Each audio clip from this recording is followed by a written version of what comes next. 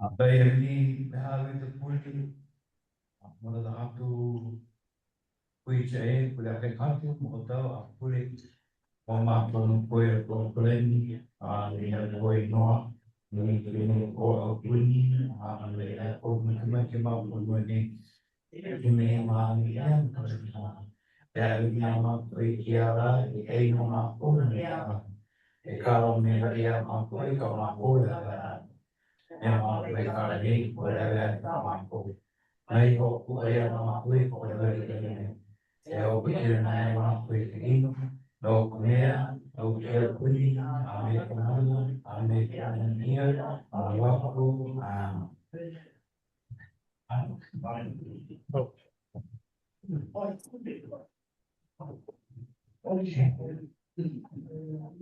Aloha mai kākou.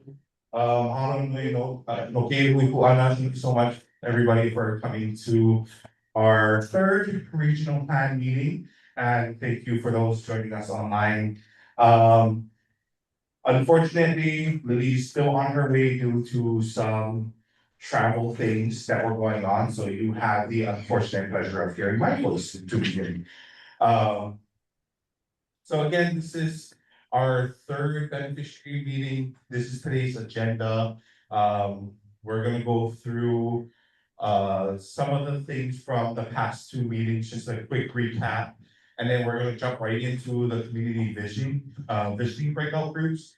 We'll take a quick break after that, and then we'll go into our issues, opportunities, and resources, also looking at different projects that that you folks want to see happen in this region. And then lastly, we'll close at around 8 o'clock and then talk about the next steps coming up. So quick introduction again. Lily Makaila, the planning program manager, is on her way. I'm Kialo Masman. I am one of the land use planners from the Department of Hawaiian Homelands. Also with DHHL is Lauren Sakipua. She is the Hawaiian Island planner. We also have our consultants from Bowers and Kubota, Malachi Shaw, as well as Noah Tabar.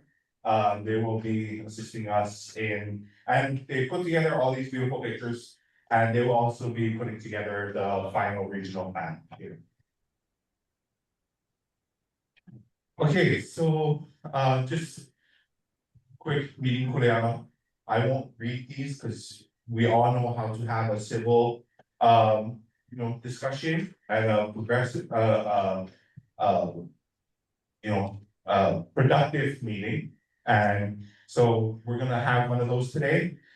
This today might get a little contentious because some projects people may want to put above others, but remember that this is all for this item, this is all for your guys' home. And so we want to be having as productive of a conversation as possible so that we can get these projects done.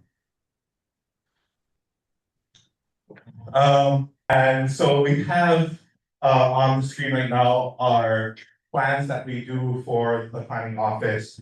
Our general plan, which has a 20-year time frame, kind of governs all that we do in the planning office as well as the DHHL. Underneath that, our tier 2 plans are strategic program plans, which is kind of like our water policy plans, our energy policy plans. Those guide those kinds of activities that we do for the department. And then we also have our island plans, which we'll be doing soon for Kauaʻi, but those dictate the land use for all these different areas that you see on these beautiful maps. Lastly, our third tier plans, we have our regional plans and our development plans. We're working on our regional plan tonight. This will guide our office as well as you folks on what the priority projects are for this region. And then development plans, we aren't working on those now, but those are also 2 or 3 plans that kind of guide our activities in the Department of Hawaiian Homelands.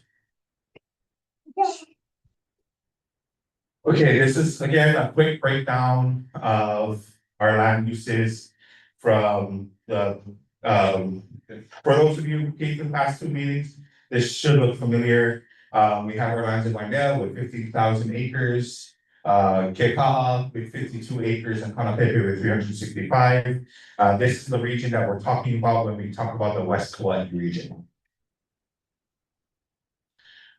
This is the previous iteration of the West Kauaʻi Regional Plan. This was done in 2011 by Julie Cachola. If those of you were around at that time, you will remember going through this process. They did something like 23 regional plans all in that year. Back when Alapaki Nahale'a was the chair of DHHL.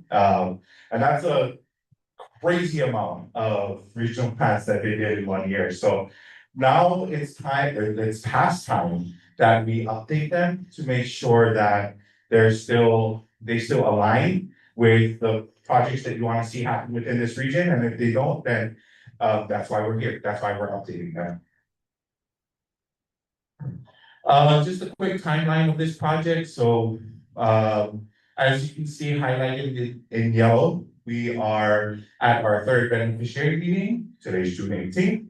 After today's meeting, we'll be preparing the draft regional plan.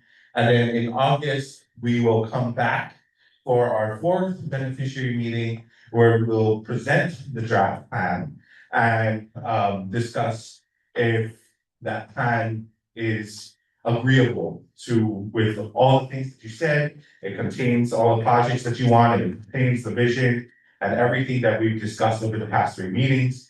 We're gonna culminate all of that into this one document and present it back to you folks at that meeting. If all goes well, we'll all agree that that's what was captured. If not, you guys correct us, tell us what needs to be fixed, and then we'll make sure we do that. After that draft plan, we'll go to the commission meeting on August 17th, which will be here on Kauai, and it'll go to the Hawaiian Homes Commission for their approval. Their main concern is that we listen to you. So as long as you folks agree that this is your plan, then the commission will agree to approve it at that time. Once that's done, we'll prepare the final regional plan, and in October, the final plan presentation will be presented to the commission.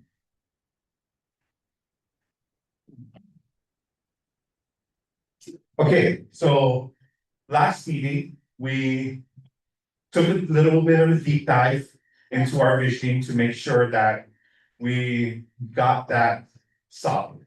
We want to make sure that before anything else, we understand the values of the regional plan, because that's what guides the projects that we're doing. That's what guides the entire document. And so we spent a little bit of time on that. We took everybody's notes and what everybody had to say, and we tried to update our vision from that last meeting. So, fun with the word clouds again. These are again the everything that everybody said, and the bigger the word, the more often it's said. So as you can see, community, aloha, malama, aina, ho'ihi, kako, these are all words that really stuck out in terms of frequency, in terms of how it reflective it is on how important that value is in this community. So yeah, is that word? So the first kind of value is kuleana and kokua. So we took kuleana and combined it with kokua. It seemed to share a lot of the attributes, and so condensing these two values into one, seemed to make sense to you folks. And so we, try to reflect that in here. And underneath, Kuleana and Kokua, is how we show up, not just, Waha, not just talking about it. Everyone needs to do their part. Everybody needs to provide some sweat equity, doing the work and following through, personal and collective responsibility, accountability and willingness to address issues directly within the community, taking care of what you get, especially your homestead. DHHL has a responsibility to beneficiaries, helping neighbors, community watches over each other's homes and keiki, sharing resources and knowledge, instill guidance in younger generations, and circular economics. So do we agree with what is on the screen right now as a value?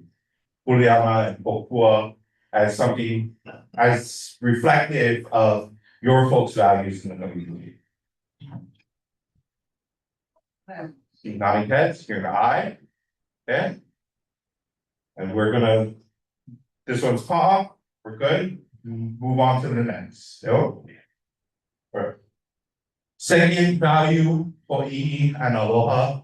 Under this value, we have caring for one another, supporting neighbors, extending aloha or respect to aina, love your neighbor, respect even when you disagree, mutual respect and aloha, respecting each other's beliefs, and creating safe spaces.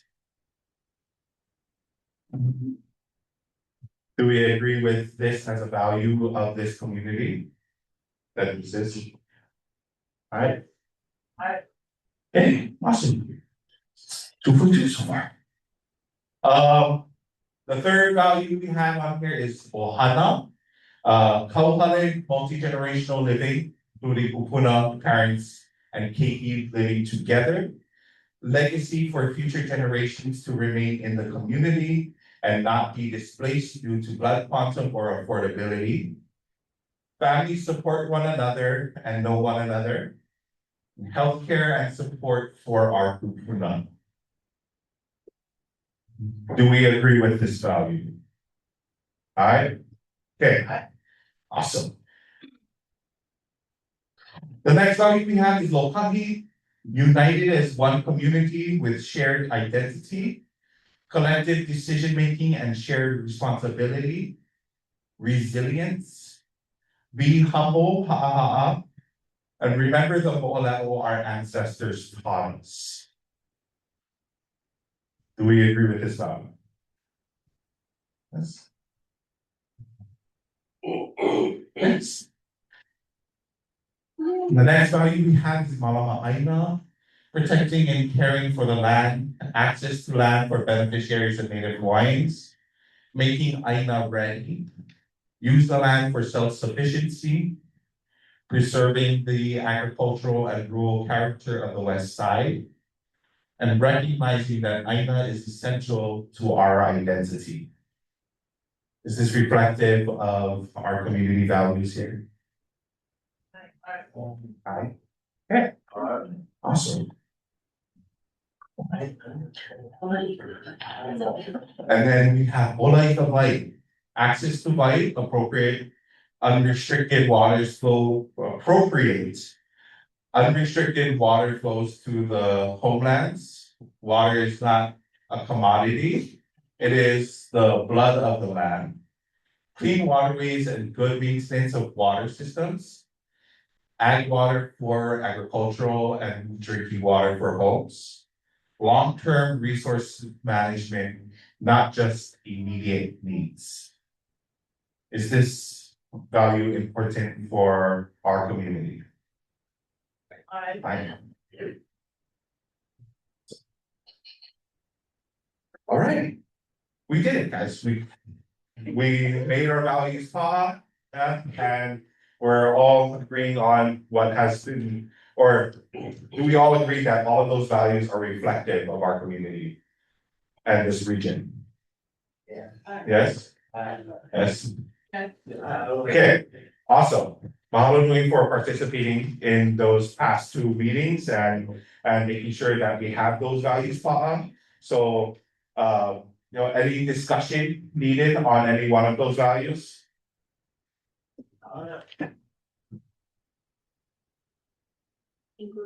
And I think you skip the.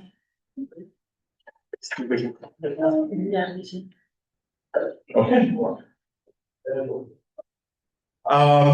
Hearing that none, we can go on to the next activity, which is creating our vision statement or creating our vision. When we were here last time, we talked a little bit about vision.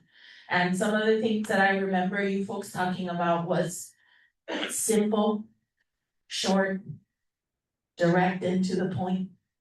And so these are some of the general questions that we usually use when we're trying to help inspire manaho.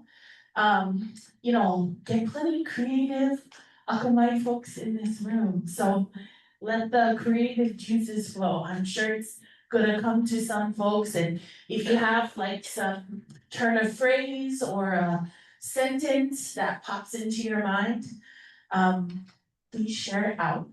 I'm gonna read through some of these questions. Again, these are just questions to help inspire.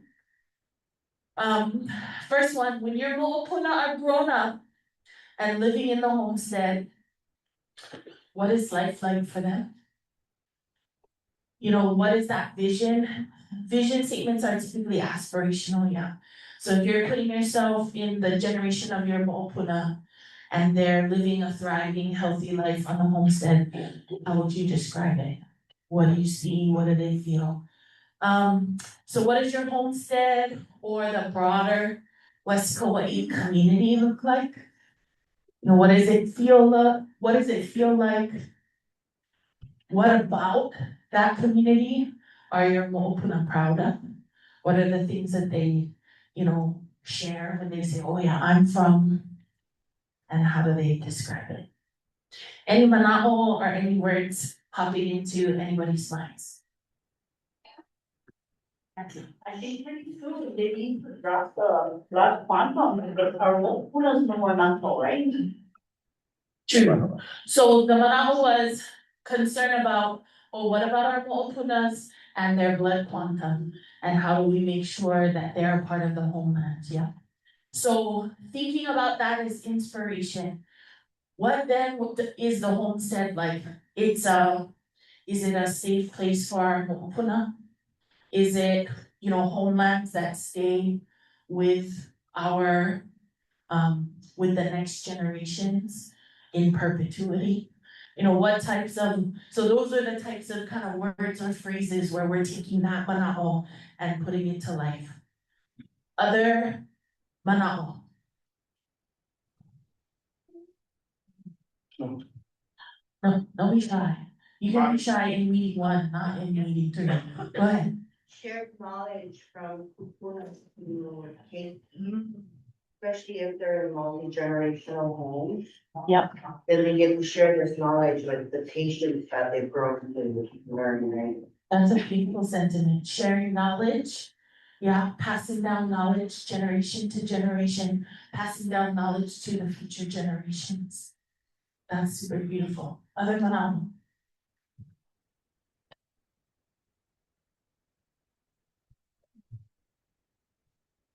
We're culturally safe. Oh. In our safe home state, like. Culturally safe. Explain more. Well, we can practice and be as we are, Kanaka, and with no other judgment because we are in this community of safety, I guess. Yeah. Do you mean like safety from the sense of it's safe to be Hawaiian or it's safe to be? Being as we are, and we're late makers, so we spend a lot of our time in the garage and Yeah. everybody passing on, hello, everybody, just. Yeah, that's super beautiful. I'm gonna share that out for anyone who couldn't hear. And so she was sharing that safe to be how you are, safe to be in your home and do what you do. Yeah. Like they're laymakers, so you can be in the garage making lay and be, engaged with your community, be safe to be able to practice. And we all stop by. Yeah. Community comes by, stops by, talks story, have that community connection. Yeah, they always stop by if they want like jewelry or whatnot, they know where to go. Wow, So we can go to somebody else's house and it's safe to be there because they're accepting of their community. yeah. Wow, that's super beautiful. Okay, so we're talking about homelands that are,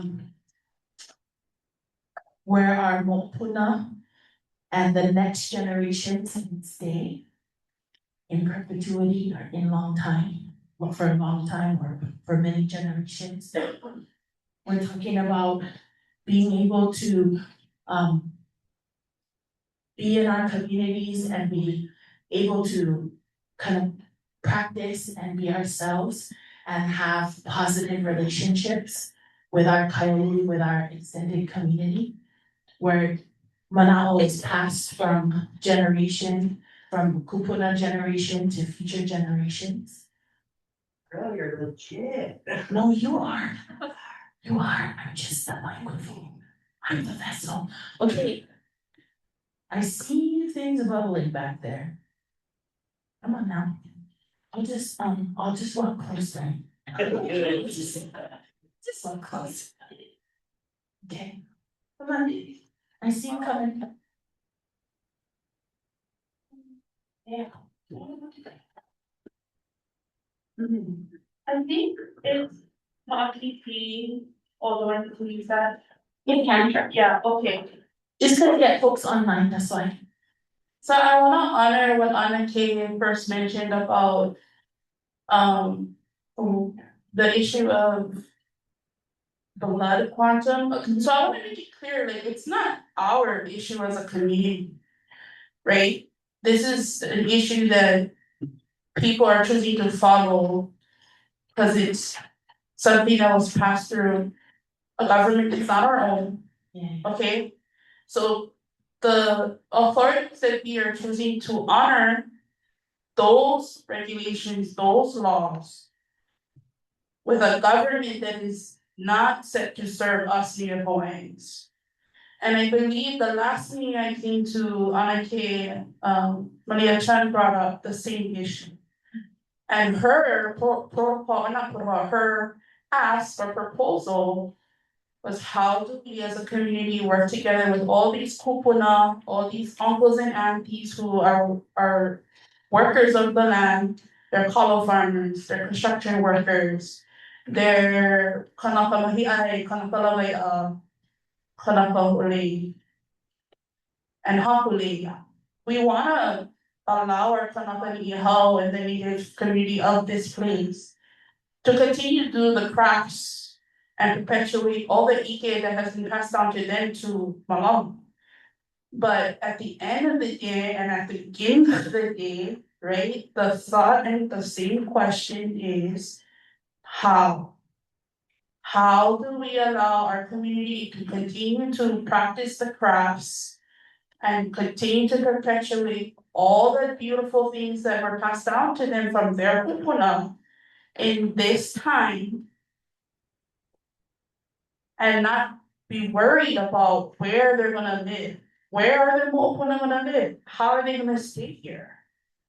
And this community will change if we continue to listen and honor the regulations and the laws that are not made for Kanaka. And if we do not make those people who are sitting at the helm listen and honor what we do and who we are and where we come from, then it stops right here, you know what I mean? And so we had made the proposal if you wanted to make the blood quantum issue part of, I mean, if not a project for our plan. And then we were told and understand that there are things working against us. And there are other whatever that we don't know of right? And we wanna do the best next step forward. Yeah. But I guess that's the same question, is how do we, as a community, help as a collective to push the issue, to find a solution? We're not coming with a problem, we're coming with solutions, right? The problem's already set in front of us. Yeah. We want to work on the solution Sure. to help support and push the change and honor the original law that was passed by our Moikani, Kalamai of the 132nd or percentage, right? So we're not making up these things, we wanna go back and honor that, because that was passed by under our kingdom, by one of our, right? So I guess that's what's difficult, is like we wanna talk about all these beautiful things. Sure. And it's beautiful, we're not saying that it's not, but blood quantum, right? And when we're gonna keep on going back to the same issue, because it's hard for us to even think about the next 5 years. Sure. Granted, right now, most of us, a lot of our kanaka are living on the beach. Or not here. They can't afford to travel, so therefore they cannot come in person. Yeah. And then they don't know about this. I thought originally we wasn't gonna do a Zoom meet, but how for the Zoom, right? But we need them. Yeah. Right? So how do we address that and start working on that plan? Sure. Right? Because that's ultimately what's gonna determine how we address everything else. Sure. Right? So I guess that's where my mind is at, like, and I'm speaking for myself, but I'm just trying to echo what's already been talked about. Yeah. Because I wanna honor the kupuna, I wanna honor all the hard work that's already been put into Malamar community.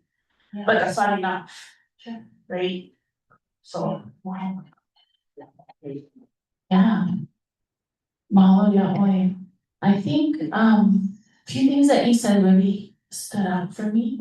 So one of the things that you said was blood quantum, like almost cannot talk about anything else until we can figure that one out and tackle that problem. I think I would be pretty confident that that's gonna be on the project idea list, yeah. That is one of the challenges that we wanna work on finding solutions for. So I think hopefully that is something that as we get into that discussion, it will be up there.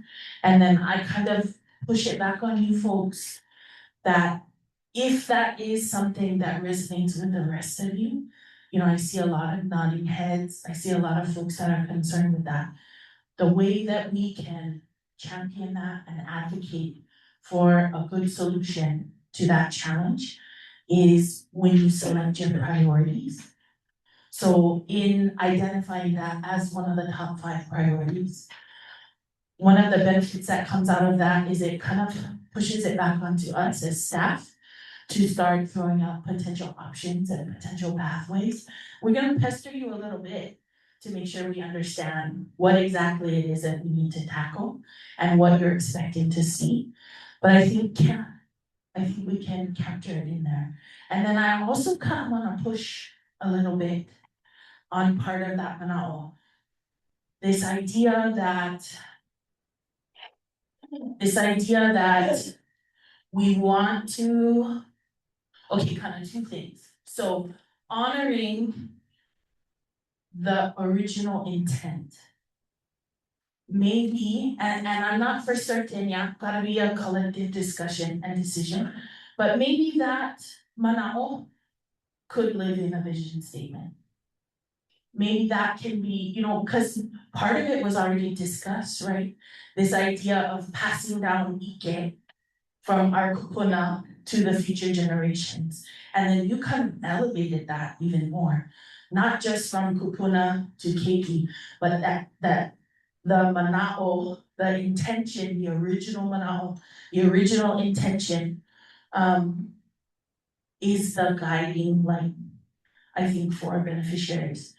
And then I think part of an interesting thing that you brought up too, right, is this feeling of misfit with the current framework of decision makers and who says what, and having to fit into this kind of political system that doesn't lend itself towards what's best for Kanaka. And so, gosh, in that live in the vision statement or in somewhere else, you know, like I really put it to you folks, which pieces of that can float to the top of the vision statement. And I'll throw out some kind of general manao based on other things that folks talked about. In Makulu, they talked about, they wanted to honor the Hawaiian Homes Commission Act. They talked about being like irritated with the HRS and the HAR, the Hawaii Revised Statutes and the administrative rules, which are supposed to be operationalizing the Hawaiian Homes Commission Act, but they feel like dilutes the original intent. And so they stuck Hawaiian Homes Commission Act into their vision statement. That was like how they start off their vision statement. So that might be something to consider, but I think what I'm hearing from you is that it's the original intent. So it's beyond the Hawaiian Homes Commission Act 1921 as amended, right? It's the original intent of Prince Kuhio. And so does that fit for West Kauaʻi? Does that type of language, is that something you folks want to see in the vision? So, oh, I see a hand up. I know could speak up, but from what I understand, the 50% was compromised because Congress shut down the 132nd grade. Correct. So, but as far as the state or DHHL is concerned, they're limited to what they can do as far as the blood quantum has to be an act of Congress, it had to be made, amendments made. Yes. So within the jurisdiction of the Department of Homelands, realistically, it's not possible for them to do it. Not alone. Not at all. Correct. But to convince Congress to do it, that's a whole slew of Kind of issues that scary. we're gonna be opening up because Mhm. you're gonna have a lot more challenges.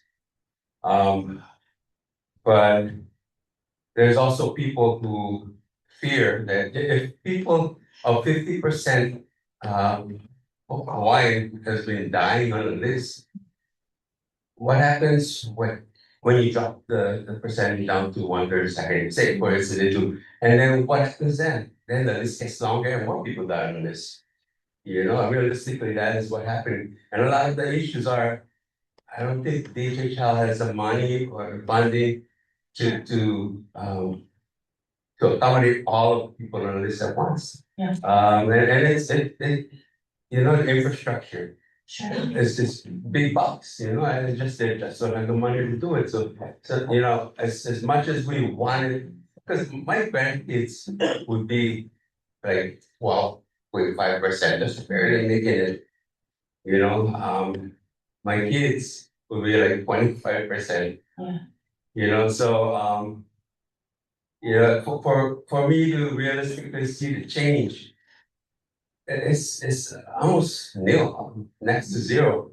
So sometimes, you know, we're gonna look about what is realistic, what can be done within the scope of what we're addressing here. The vision that we're addressing is something that is gonna be like, you know, something that we desire, but it's unreachable. Or do we look at something that we can realistically attain? Sure. No, I appreciate that one. I think it is always important to be grounded in reality, you know? It's important to keep that in mind. I think I would push a little on that manao in the sense of, gosh, you're sharing such powerful things, like this idea of it's, yes, we want to honor our future generations and the other Kanaka who are excluded, right, as beneficiaries, the way that it is today, with the framework today. But we also want to malama everyone who's been waiting. for a long time. I think one of the things that I heard, I think in the first meeting, one of the aunties was saying, get 16,000 acres. That's more than enough for everybody on this side. And so maybe it's from that perspective. You know, what if the vision came from that perspective of West Kauaʻi or the Aina, you know, our Aina serves as homesteads, or our Aina is the place for homesteading for all of our West Kauaʻi ohana. So that all of our kupuna who have been waiting have a homestead in their lifetime. And that it will be carried through for future generations or passed down through future generations of the ohana, regardless of their blood quantum or in perpetuity, something like that. Does that feel like, I see nodding heads. Uncle. Aviviki aloha. I don't need to monopolize the mic, you know. No, but, no worries. the thing about it is, for my family, I think we're one of the few that has been born and raised on Purana lands, unbroken. In fact, our family stayed on the same land even before the freedom hearing. But we're still on the land, we're still the people living without electricity, without running water. You know, in homes that the county cannot demand that we have the ability to live. And I suspect that for my homelands, we got those 60,000 acres. And they have the autonomy to bypass certain. Correct.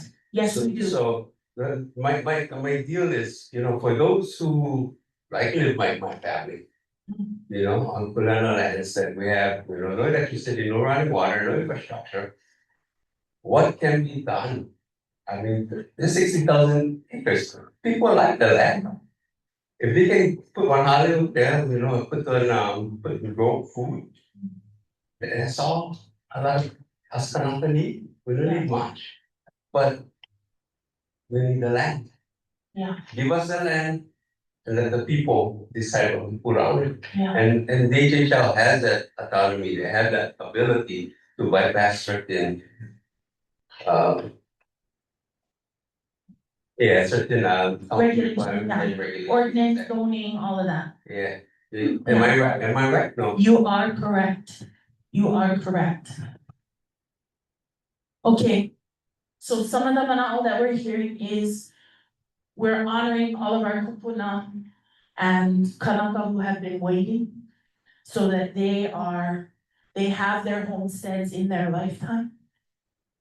That our future generations, regardless of their blood quantum, are able to stay on and are able to continue to homestead on those lands.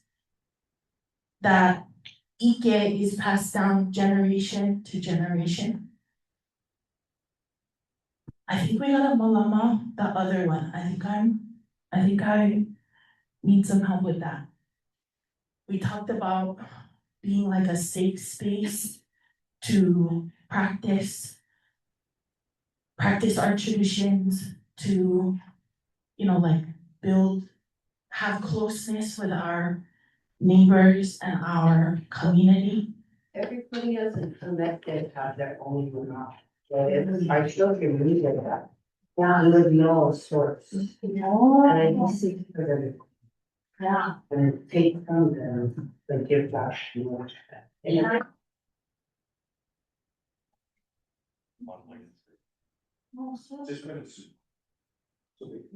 Yeah.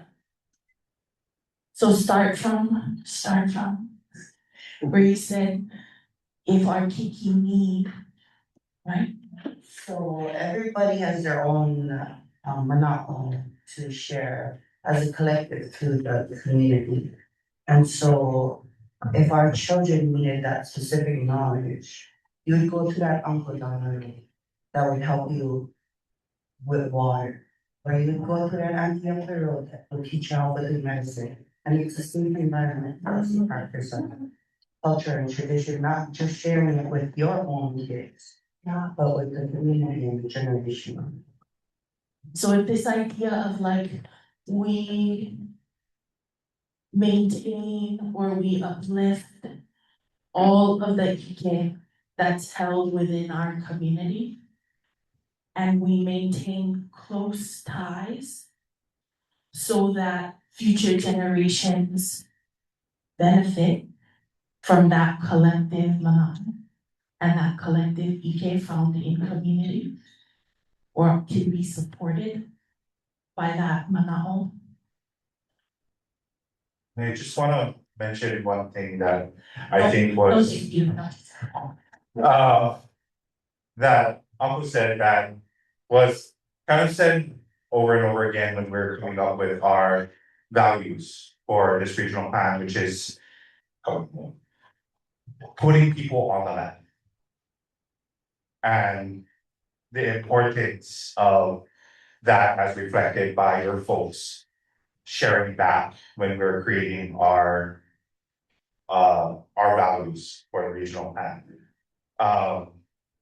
You know, just to honor what you said and to make sure that that it's captured in our aspirations for these lands. so what does that sound like? Kiro or Mossman? I put it to you folks. Well, because it shouldn't be up to me, it shouldn't be up to the department on how that happens. I think the vision is putting Kanaka on the land. So is that the language then that we need to have in there? Homelands in West Kauaʻi are open for our homesteaders, for our Kanaka are placed on the land. Getting our Kanaka onto the land is the highest priority. What's the right words to express that? I'm just gonna add to the question, come back to you. And what we talked about at our first meeting, so that we're not losing the mana'o that was shared, is before you give us aina, make sure that aina, where you said aina be ready, clarify that statement with ensuring that the soil and water from Mauka to Makai is assessed and tested. Because it's one thing to say to put us on aina, but if that island has been polluted for many, many generations before us, and it's not our doing, that should be onus to you guys to champion that solution. And I'm okay with what was discussed last meeting in regards to if community wants to be a part of the canal, that's by the volition of that. But it should be championed and headed as far as infrastructure, monies, resources from DHHL to Ma'e, the Aina, which is from Mauka to Makai. And that's something that this part of this Aina needs to be that quantum, maybe that part, then that. So that Aina is ready for us to be there. And so that multi-generational living can be steady and healthy, not confused and manipulated by poisoning our kanaka in their home with their faucet, in their shower when they bathe, when they eat from the lepo. Is that lepo momona or is that lepo pilau? There is, if you saw when the Koila floods and all that rain happened, if you drive through Waimea town right after the school, going to the homesteads, you can smell the sewage all in the dips as you drive by. I'm sure I'm not the only person who smelled that. Everybody. Right? So there are things that are adamant to malama aina so that aina is ready and makoko for us. And that needs to be a plan that is put in regional and the general plan for Kauaʻi. Because sewage is a huge issue.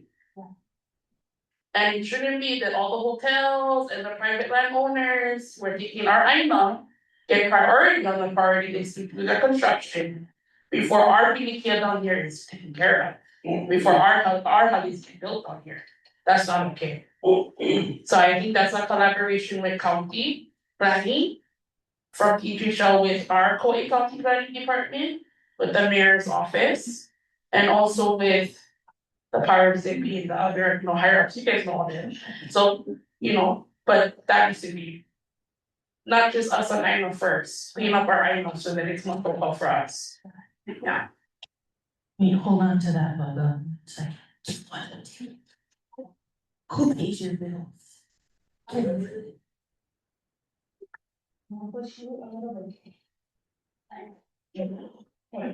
What does that sound like? Oh, the verbage. The verbage. The verbiage. I'll just give it to you. Oh, those Mahoys, bruh. Oh, it sound like? It sounds like, I would just say in like a sweet phrase, it's like, malama aina equals hana. And that hana needs to be initiated, started by DHHL. And the hana includes like simple, step one, clean the surface, topsoil. Then you go and start removing all, if you guys had high piles of steel pipes, heahala, that are no longer in function from plantation era, have all those removed. That's like step one, I think. And then whilst a crew of DHHL is working on the land, the other crew working with the county is going up to our water sources and testing our waterways. And testing the wherever the natural waterways were that have been disturbed, no longer running, fracking water, rediversion of water, but I'm saying the original waterways. So that, because eventually when it's gonna happen again, because it's gonna flood again, right? And it's just a matter of time, all of the natural waterways will come back. So while a crew's helping to clean topsoil, removing all the things that you had hide underneath the aina, the pipes from the plantation area, another crew is going out, testing all the natural waterways, the original natural waterways. And the irrigation to make sure that from when it flows from Mauka to Makai, that the water is safe. Okay, expecting it to be crystal clean is not realistic. Safe for human consumption and for our homes to be existing on that island so that we can grow our own food and not be having to worry about the things that we're touching, the places we're stepping on, the air we breathe is contaminated. This is our known facts, right? So that would be a great initiative from DHHL to start. What is the palena? The palena to go to that. I mean, until it's done. No. Oh, The spatial palena, because previously Moka to Makaya. Is there another palena? Or is the palena Moka to Makai? Moka to Makai for each awa. I think my question is this manao of Homai to Aina and to Vai. Previously, right, you shared from Moka to Makai. Is there another palena that we need to put in there? Or does Moka to Makai capture that? No, you're getting the people who smell the poison, they're not gonna fall up in the air.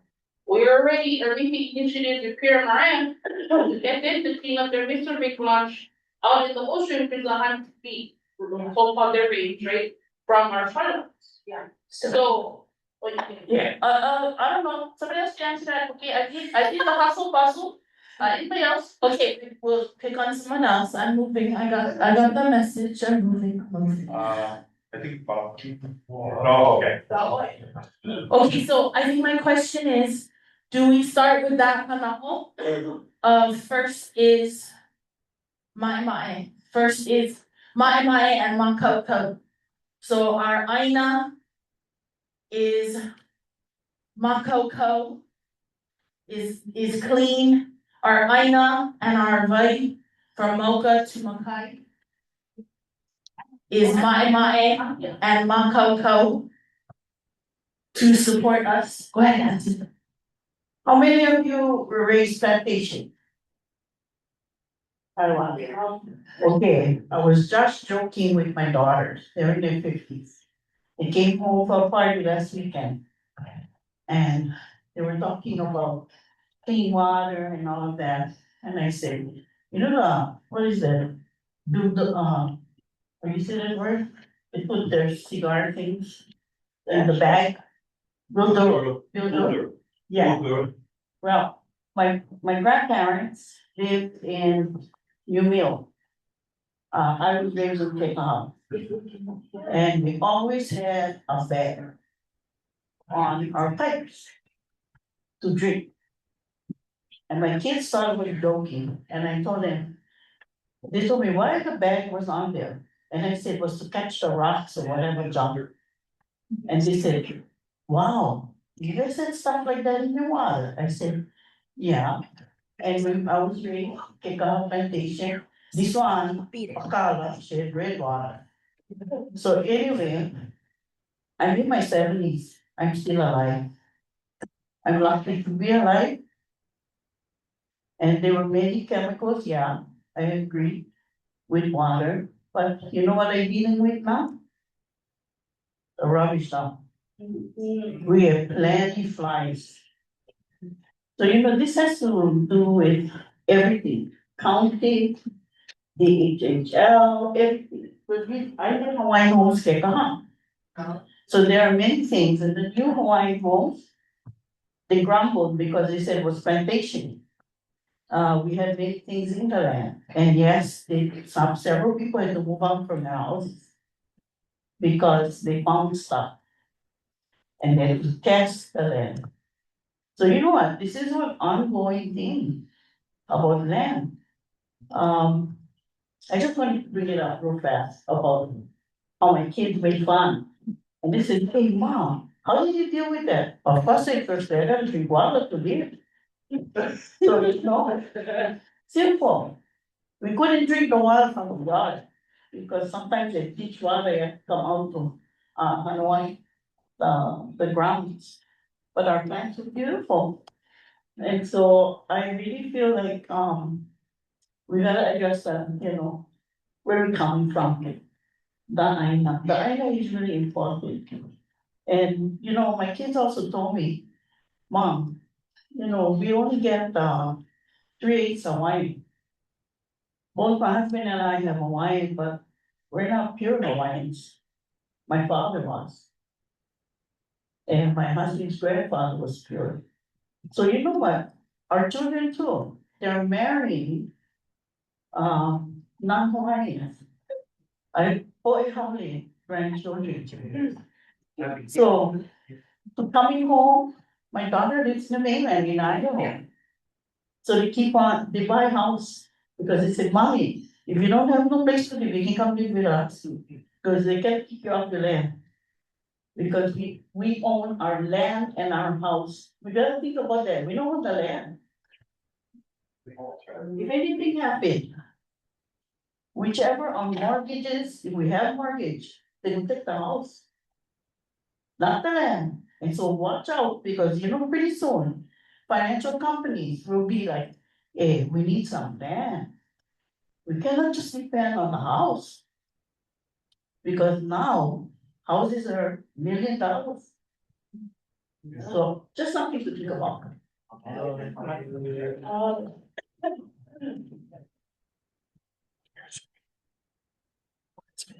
Yeah. Yeah. Mahalo for sharing your experience growing up over here. I think that's so important to what we've been talking about tonight. Making sure that we honor where we come from and this community in particular. And not only honoring, but understanding our past. and understanding how to move forward from where we came from.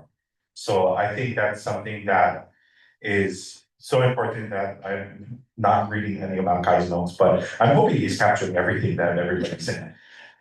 I'm currently wordsmithing, Okay, but cool. we're gonna get it up there.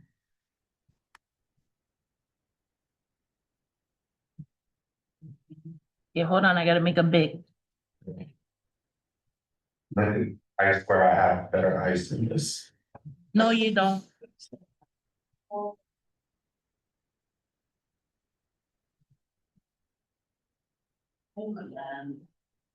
Excuse me. Yes. You know, Tita over there had a valid point, you know, because the land that we have right now, especially the lands on the west side, farm plantation lands, it's contaminated, a lot of them is contaminated. So I think when we talk about what the future usage of the lands is, it should be already tested even before, you know, so we know ahead of time which lands are safe to be on before we can even go ahead and proceed to make plans for it. Because they built a school, one mechanic school. And when they went to build gardens, they found out, hey, you know what, we cannot have kids build gardens because it's all contaminated. They build houses in Kekaha, and then they tell people it's still contaminated. So if they go ahead and the projected lands for homesteading or whatever, maybe we should be proactive. Think about testing all these lands ahead of time and possibly going through some bioremediation or whatever process is possible to rid the land of these contaminants so that by the time DHHL or the followers that maybe are ready to put people on the land, we already know ahead of time what lands are safe and what lands still needs to be remediated. Probably. I think that's a very important point, and I believe Lily has captured that in her wordsmithing. But yeah, not just putting Kanaka on Aina, but making sure Aina is ready to receive Kanaka. I think that's as reflected by your folks Manao today. I think that's an important point that we are attempting to capture in our wordsmithing here. Wait, where?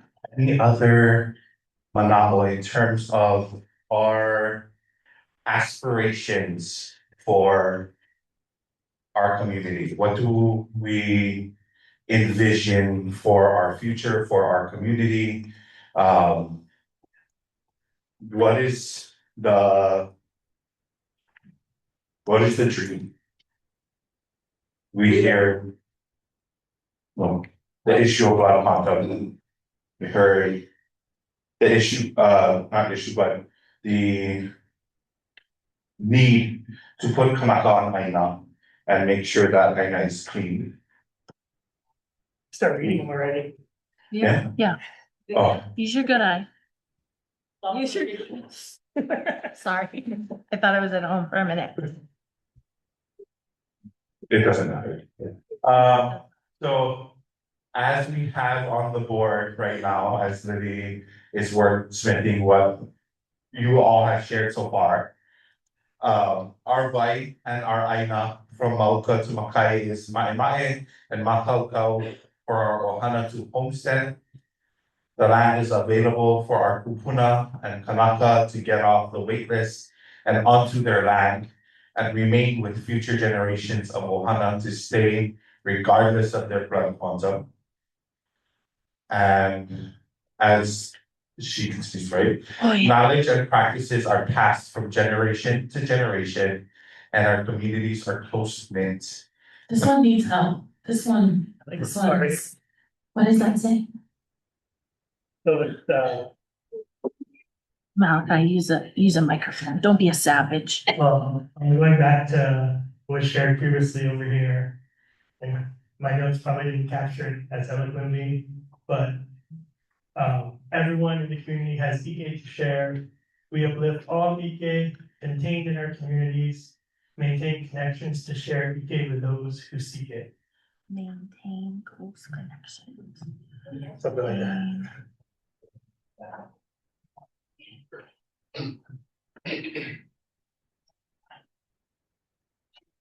Does anyone have? Knowledge and practices are passed from generation to generation.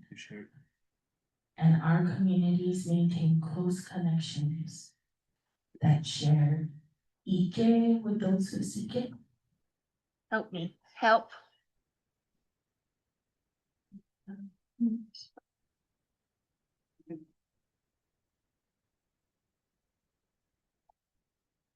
No, realistically, this is about 15-20 years in the making. Mm-hmm.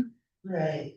So within that 5 to 10 years, I'm gonna be able to have some kind of project to bring back water to the land, because that must be done before anything or any community is put on that. The project itself, what those projects look like, yeah, come from me. So if that's what the project is, then we write what you tell us to.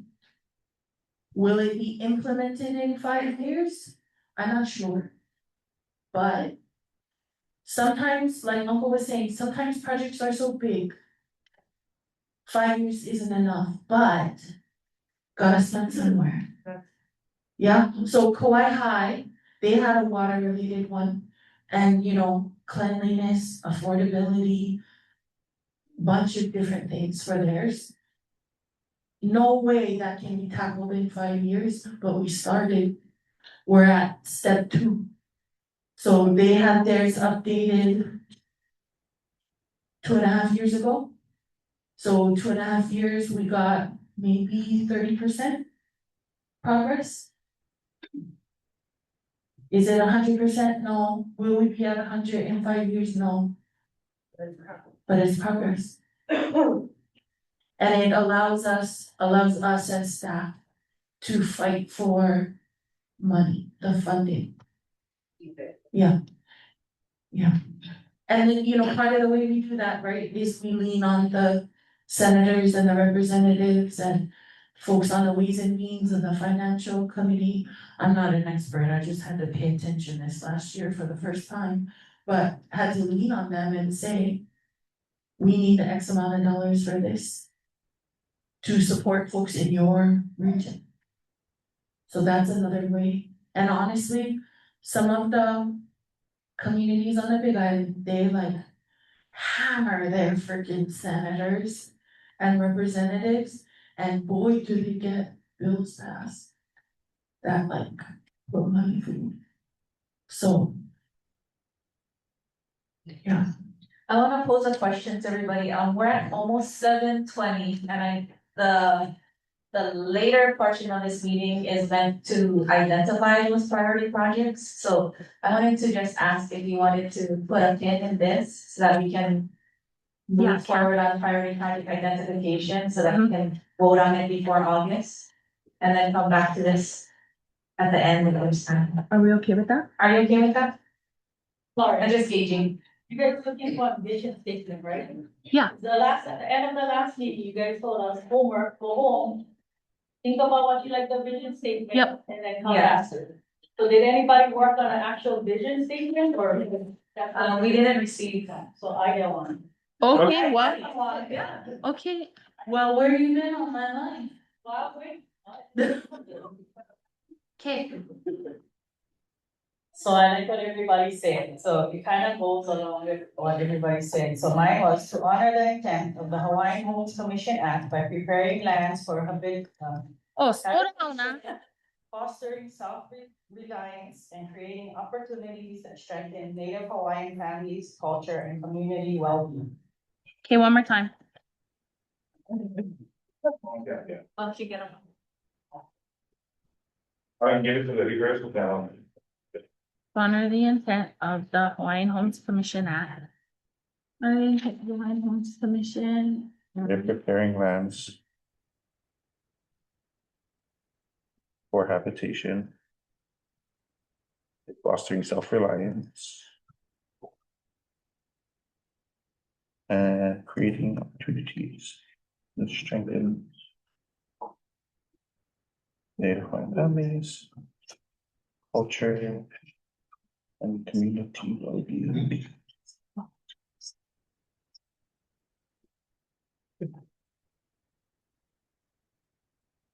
Hey, that's pretty great. That's something that we can do well, the higher ups are fighting for black quantums and going back and forth, but that's also supporting that, right? When we prepare the land, get it ready to have the people go onto the land. And that's also helping with Nancy, yeah, you guys got those beautiful ladies and those earrings that you guys make and all of that, so that's fostering and helping to us to be self-sustainable and self-reliant.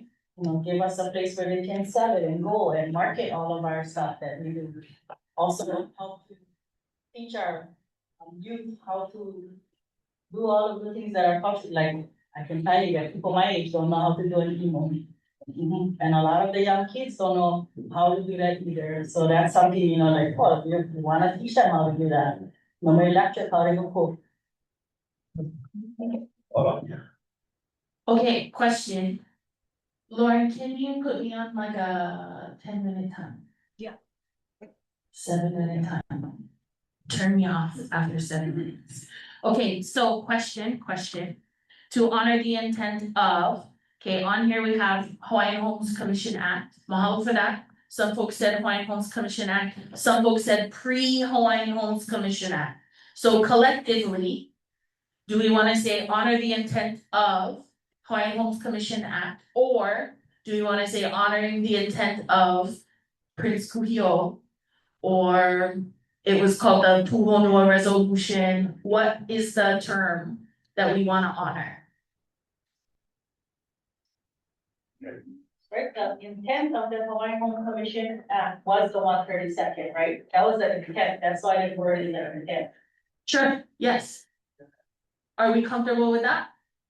That the intent of, the original intent of the Hawaiian Homes Commission Act from Prince Kuhio was 132nd. And it was 999-year leases, not 99-year leases. And that's what we mean by this language. Good? Good, hey. Original intent? Do we wanna put honor the original intent? Original intent? Okay, I see nodding. Okay. Yeah, that's not bad, yeah. Original intent. Okay, we're zooming. Okay, by preparing lands for habitation. Are we okay with that? By rehabilitating the island to rehabilitate Kanakano. Oh, dang. Yes. Okay. Preparing lands for rehabilitation. Rehabilitating that. Rehabilitating plans for. Rehabilitating lands, rehabilitating. What about both? Rehabilitating and preparing? Right, it's the same thing, right? Healing. Rehabilitating lands for rehabilitation.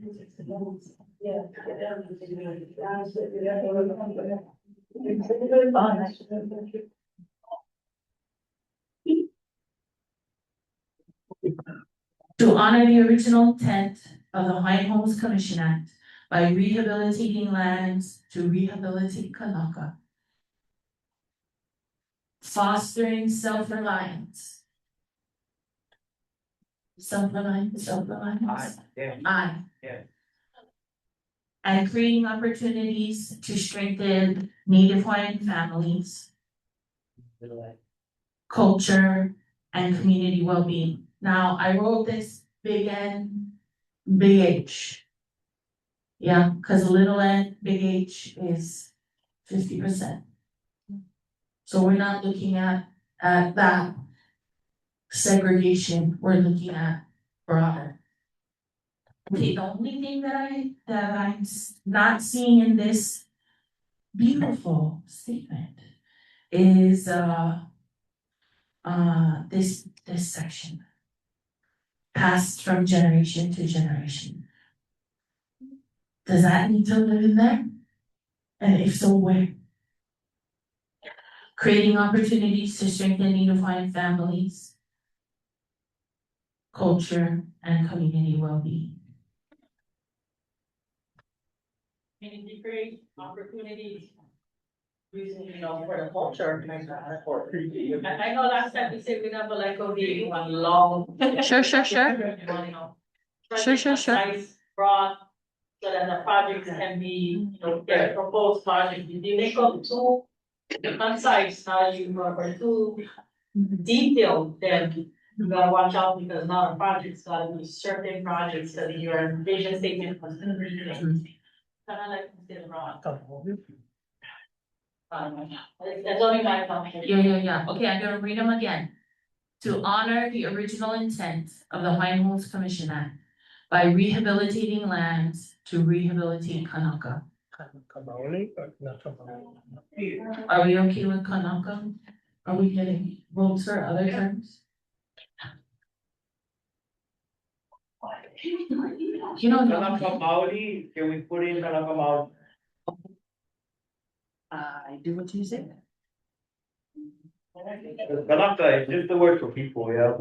So Kanaka Haole, Kanaka Kepani. So, what if the Kanaka Haole, like come back for it and say, oh, Kanaka too, they're going on today, right? You gotta be Kanaka Maoli. Yeah. To honor the original intent of the Hawaiian Homes Commission Act by rehabilitating lands to rehabilitate Kanaka Maoli, fostering self-reliance and creating opportunities that strengthen Native Hawaiian families, culture, and community well-being. Maybe take out Native Hawaiian and do the same thing there, Kanaka Maoli. And then be part of that, put ancestral knowledge. Okay. So that we can cover the part of multi-generational passing of the. Okay, so where am I putting ancestral knowledge? Fostering some straight data. Fostering What before I forget. Hold on, Control T, there we go. Okay, so before that statement, please Native Hawaiian to Kanaka Maoli, do that one first, because right there. Replace Native Hawaiian. Okay, so wait, hold on, we get them right here. Yeah, no, put that same one all right up the bottom, straight in. Kanaka Maoli family. The monology. And then something before that statement or after. can Maybe put- fostering ancestral. Yeah, ancestral knowledge or multi-generational ancestral knowledge. Well, as a does that because it's anybody, if you're reading it, it's anybody for you. Right, so no need to put the multi-generational. So foster ancestral knowledge and self-reliance. How, you can get them. Oh, Lord. Fostering.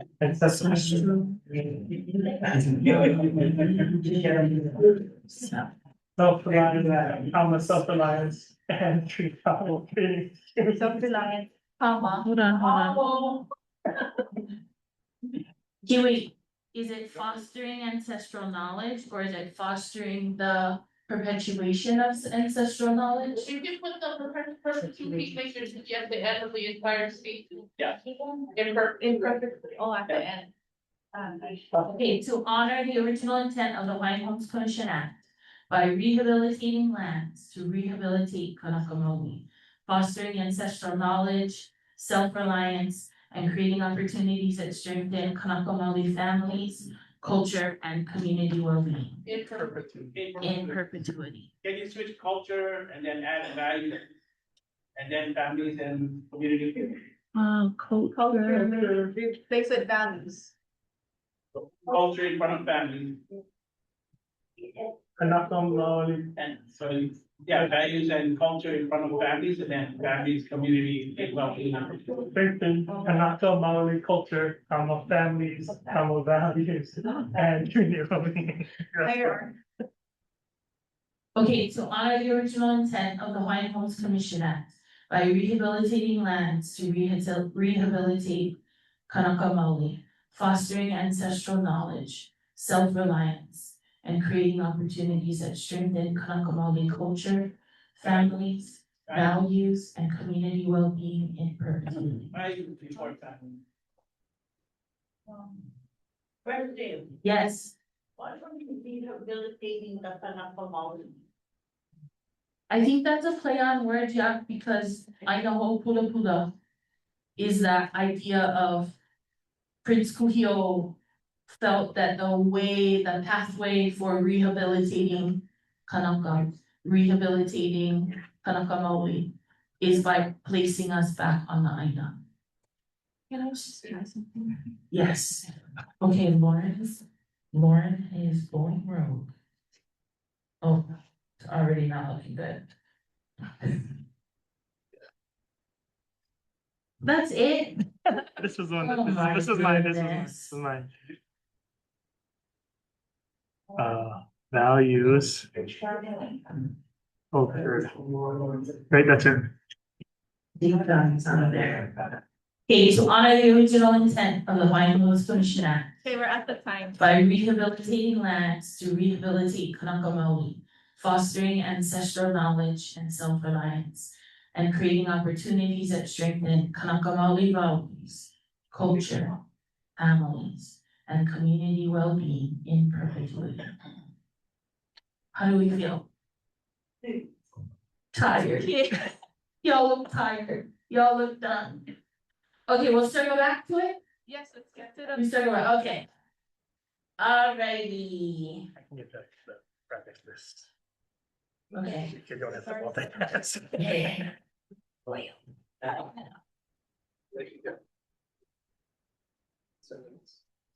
Okay.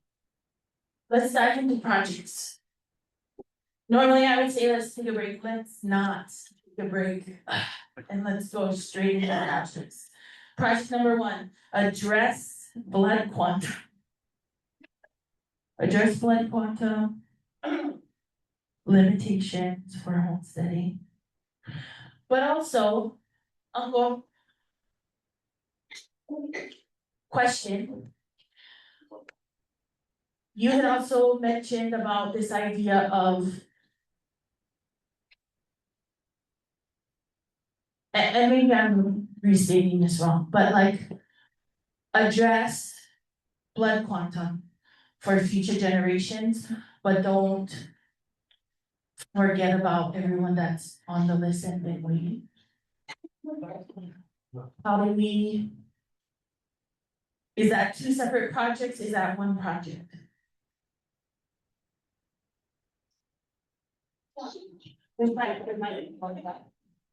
You know, Starting to get a process that, well, the concerns were valid about decreasing because, more and more of each generation are, having less Hawaii.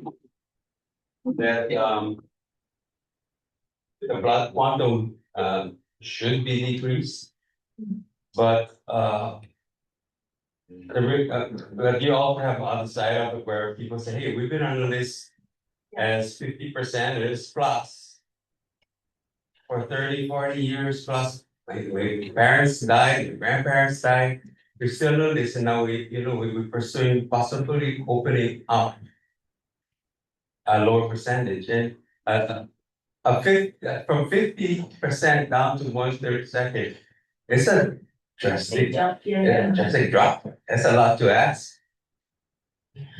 So then, is it one kind of kauoha, one command or one project that would be in 2 parts? First part, get homesteads to everybody on the wait list for this area, yeah? Second part, find ways for those ohana to stay on their homesteads in perpetuity. Third part,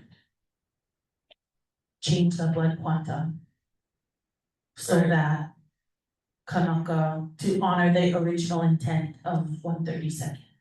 Or are we proposing we're doing away with blood quantum? Nah, we're not there yet. Okay, got it. I think that's a separate, Sure. structure, discussion that we gotta get into because. Yeah. If we talking about in perpetuity, you're already addressing the decrease in blood quantum. Mm. Right? I mean. Yeah. If you can increase it from 99 to 900 years, that would be another thing that we might wanna address. Mm. But, we got all the meeting to go. So what we can do, between now and that time to get something on realistically. I mean, that's something that we really gotta address without fanning them out, too thin. Can we consider, can we change blood quantum to homesteading? I feel like it falls under the umbrella of homesteading. This idea that homesteading is a priority. Well, let's kind of address it. So like with the suit, right? Do you think that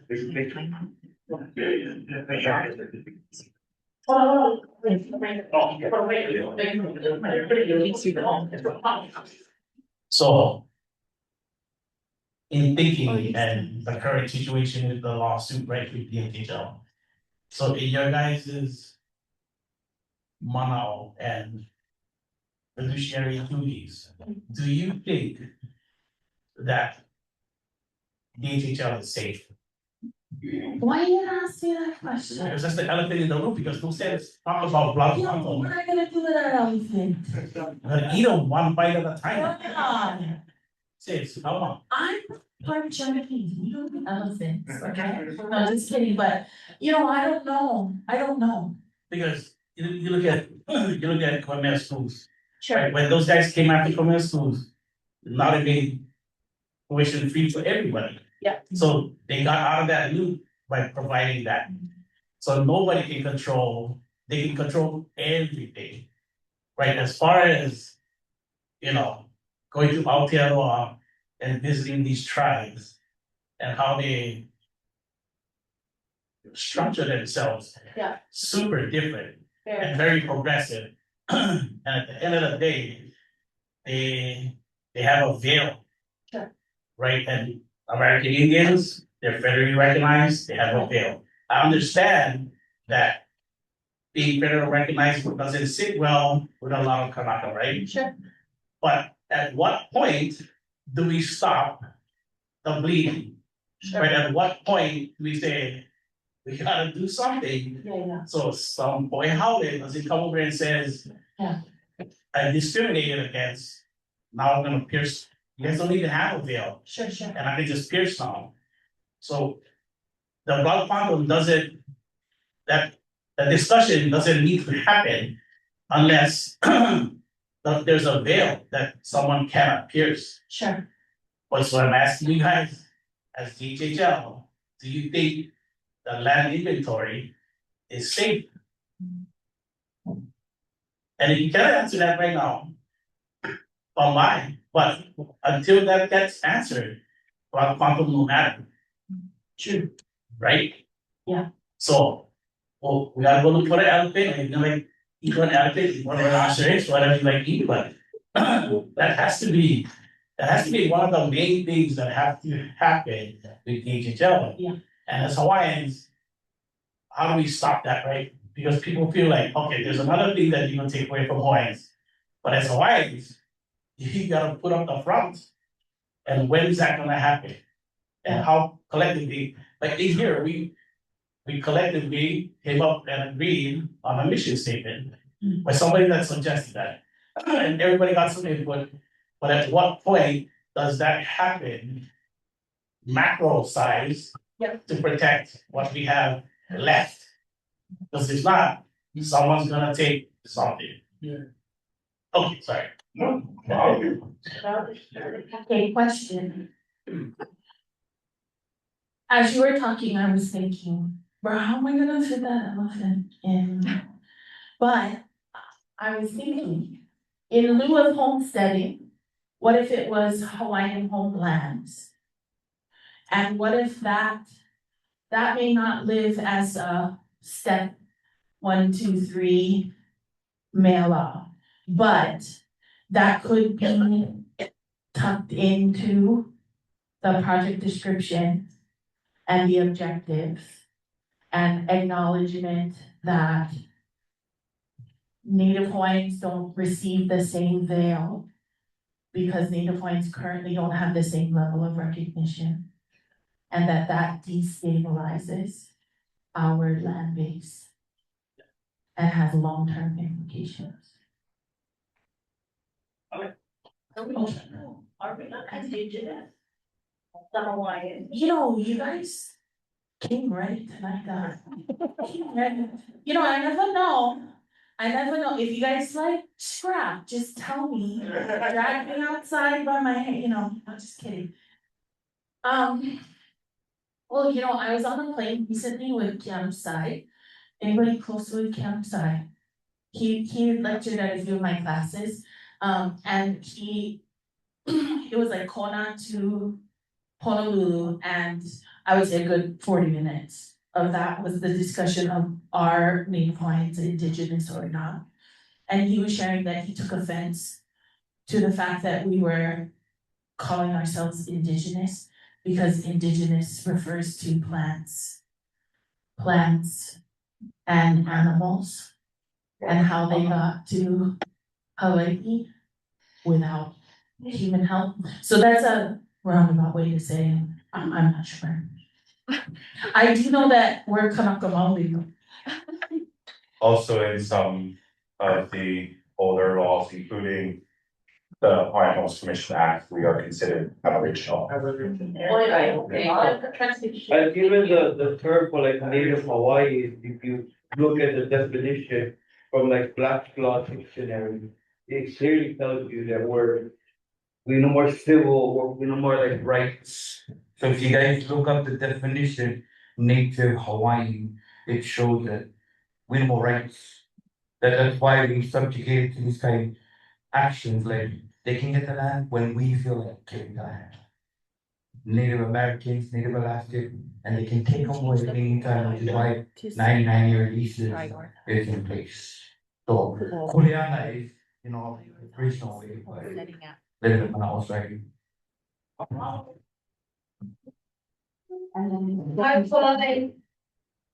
Other one to water. Okay, so first one we have under Hawaiian homelands with many parts. The next one is prioritize homesteading at Pu'opai, and not in that order. I'm just sharing the mana'o that folks had thrown out previously as projects. The next one is water. Delete the rest of it. Water, oh yeah, that's fine. Sub point is good. Another one that came up was accessory dwellings, ADUs or SDUs. Intergenerational living and then evidence. Yeah, maybe it's support intergenerational living. And then have accessory dwelling units / secondary dwelling units as the sub point. Okay, we also heard cesspool conversion. Do we want to be more specific, like DHHL is responsible for cesspool? But don't tell them, don't tell them I said that. But they're not, I know, but I get the septic. But we are working with EPA to see, we have a pilot project right now in Waianae. And EPA is giving us free technical assistance that we're hoping to leverage into federal funds. And then if we show that goes well, we pull down plenty EPA funds if this current administration allows the EPA to exist. And Senator Bruno's office is also trying to support us on that as well. Oh, yeah. They're trying to earmark monies to help support cesspool conversion on the homeland specifically. Okay, next one is, can we change that, the Kokee Road fire access, can we change that to, wasn't it like, disaster, preparedness or that disaster mitigation and emergency preparedness? Cause under that is like the emergency shelter, and then the escape routes or evacuation routes. Was there another one I'm missing that was under the flooding? Flood mitigation? Flood mitigation. Okay.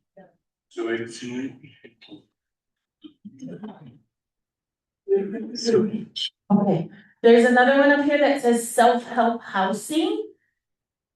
And then there's another one that says services to support home building and maintenance and renovations. Do we want to put that together into something? So would it be like housing support? And then what does that look like? Does that mean, so housing support, opportunities for self-help housing, services to support home building, maintenance and renovations? What about money? Grants and loans? To support, yes, put that one in there now. Put it in there. And then can we put water quality testing and monitoring up under water? Good. Going. There we go. What else gotta live underwater? Water says water quality testing and monitoring. DHHL work with KAA to deliver water to Huopai. What else? I heard, we had talked before, yeah, clean waterways, clean and stewarded waterways. Josh Gish. Clean and stewarded waterways, what else? So the first night, anybody who came, Demore came here and she said that she secured like $10 million for the waterways. Yeah. So I monitored the Hawaii PhD and right now it's at 2.18 feet, which is really low. So is there any way we can make that a priority project, like using that $10.8 million to clean the ditches starting at the beginning, like West Kauaʻi, Kauaʻi, working our way down? Yes, so my suggestion would be, and push back if you disagree. So one way that other regions have been able to capture the kind of multi-phased or multi-pronged approach was putting it under the bucket of water and then sub-prioritizing the steps under it. So are we okay to do that for this one? So under the heading of water, and then the first sub point is implementation of the funding? Yeah, because she did take the time to come out that night and she did secure the 10.8 million, and I think, that should be included as one of the priority projects. Another part of the ditch line is the black pipe. That one is leaking, and in times of low flows like this, sometimes no water is even passing the black pipe. So then is it implementing the, was it CIP funds? Implementing the CIP funds? I think it was green fees. Oh, green Yeah. fee. Hey, that's exciting. So implementing the green fee funds for repair and improvement, or for improvements? Improvement and restoring the entire Kokee ditch system, like Okay. starting at the beginning where the water start. Because I think it makes more sense to fix at the beginning versus the end. Sure. So that way, whatever water we get, the ditch is gonna be clean, because there's a lot of places up on the top where it's pretty overgrown and Sure. leaky pipes, flumes. Are you getting that, okay? Right, you're not even on water. Oh, God. Who? Goodness. Putting green fee funds, and then put in there that it's like restoration or cleaning from the top of the system. From the top of the system moving downwards. Yeah, so with the West Kauaʻi, but I don't know if it's even possible to open up Mohihi, because back in the day, they had Mohihi as another water source. So if we have low water levels, then we're planning on putting, more people on the Koke Road, Pu'opai. They might wanna even talk about opening up that other intake at Mohihi Stream. So that was a secondary intake. Secondary intake that fed into, So Mohihi Stream used to be the first intake that feeds the Koke Beach, so total of Okay. 5, and Yeah, yeah. now there's only 4. oh, okay. Do we wanna put that in there? Restore the, Yeah, that's because water, I mean, Representative Mortal wants your feet, we should add that as a top priority project. opening up the intake at Mohihi Stream, Mohihi Stream, yeah, and restoring the tunnel. opening up the intake at Mohihi Stream and restoring the tunnel. Are you a water To operator? get water to the West Kauaʻi DHHL lands. Okay, to get water to the West Kauaʻi DHHL land. Would Pu'opai be under that? Yeah, question, does that serve Pu'opai, is that separate? That would serve Pu'opai, Pu'ulu, and Reservoir, that's the whole Koke system. Yeah. Other than not one water. Oh, okay, that might. And I like to talk to you. Sounds okay, I don't like to talk to him either.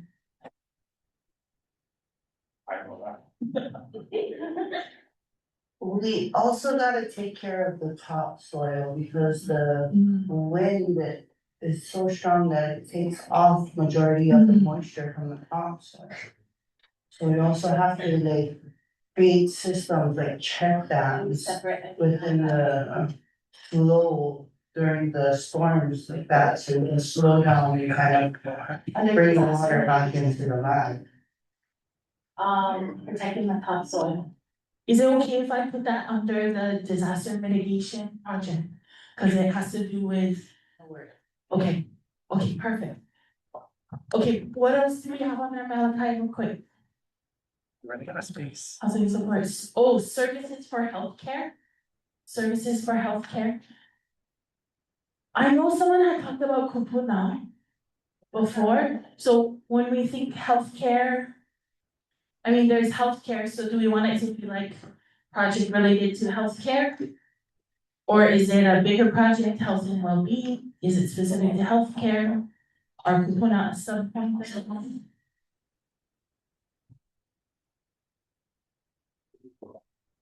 Okay, I'm gonna read them from the top. And again, they're not in order, yeah. You guys have to pick the order. Oh, Malachi. Okay, oh my goodness. No worry. Number 1, Hawaiian homelands. Get everyone off the wait list and onto homesteads. Is that specific to in West Kauaʻi? Do we wanna prioritize West Kauaʻi? No. Okay. Heard, Thomas, oh, sorry, in the front and then Thomas. So can we prioritize, so if they do push for Pu'opai, instead of actually in Pu'opai off the main highway going up from Kekahaʻi, it's kind of get them already mapped over here. Only because it's close to the road and evacuation again, those kinds of stuff. Uncle guys live on that line of Pu'opai. It's a 1-lane road, if anybody who know that road, you know it's a long, hard road for driving on. So at least it's close for Ohana to get in and out of like evacuation, that kind of stuff. At least, the Ohana can be safe, but also not too far for them to get to where they gotta go. They're not going deep, where they gotta haul water or something, and it's just right up the road. But that's pretty much it, so prioritizing that if can. Yeah. Thank you. You got that, okay. So prioritizing homestead along Kekaha. Oh, Kokero, oh, so sorry, Kokero. And then can you put that up? Move that up a little bit on there. And then take, Yeah, the prioritizing. So do we wanna fold? Do we wanna fold homesteading at Pu'uopai in there as well? And I'm only asking that because at meeting number 1, somebody was talking about that. So are we okay with it being a sub point of that first one? Yeah, Okay. Okay, so first is my homelands, getting folks off the wait list and onto homesteads. Prioritizing homesteading along Kokea Road. Move that below Pu'uopai, please. Then prioritizing homesteading at Pu'uopai. Ohana can stay on homesteads in perpetuity, decrease flood quantum requirements. Someone had thrown out lease terms. Do we wanna capture that up there or do we wanna wait on that one? Like the 99 year. Oh, That was a 99 year. oh, sorry. Lease terms of 999 years. Oh, yeah. Thank you, Lauren. Okay, next is water. Okay, so what is 1.1? Okay, so 1.1 says, get everyone off the wait list and onto homesteads. Do we wanna take that off? Well, that should be DHHL's Correct, fiduciary duty, not correct, West correct. Kauaʻi, right? Like, Yeah, we're talking about West Kauaʻi. sure. So are we okay to take that one off and then we start with prioritize homesteading on Kokea Road? Okay? Okay. Thank you. Okay, and then water, Lily, yeah, back to the water, so the first sentence, DHHL work with KA to deliver water to Pu'uopai. That could be all DHHL lands, because the Kokea ditch can also deliver on the Kokea roadside. okay, so, So all DHHL lands, and then where it says secondary intake at Mohihi, that is actually not on secondary intake, so it should just be restoring the intake at Mohihi Stream, including the Mohihi Tunnel. restoring intake at Mohihi Stream, including Including, the Mohihi Tunnel. yeah, and then the next key one gotta add is the black pipe. Repairing or replacing the black pipe that is leaking badly. And black pipe, Just, Malka Kokea Stream, repairing the black in the pipe, Kokea system. Malka of Kokea Street. In the ditch system. Josh, that's not. No, this is way above Pu'uloa. Yeah, but all this water will eventually go to Pu'uloa and Merkis. We already know. Question, so the first one starts with DHHL work with KAA to deliver water to all DHHL lands. But then we also have a remnant previous, which was get water to West Kauaʻi DHHL lands. Are we gonna take that off? So instead of all of DHHL lands, should be all of West Kauaʻi DHHL lands. Okay.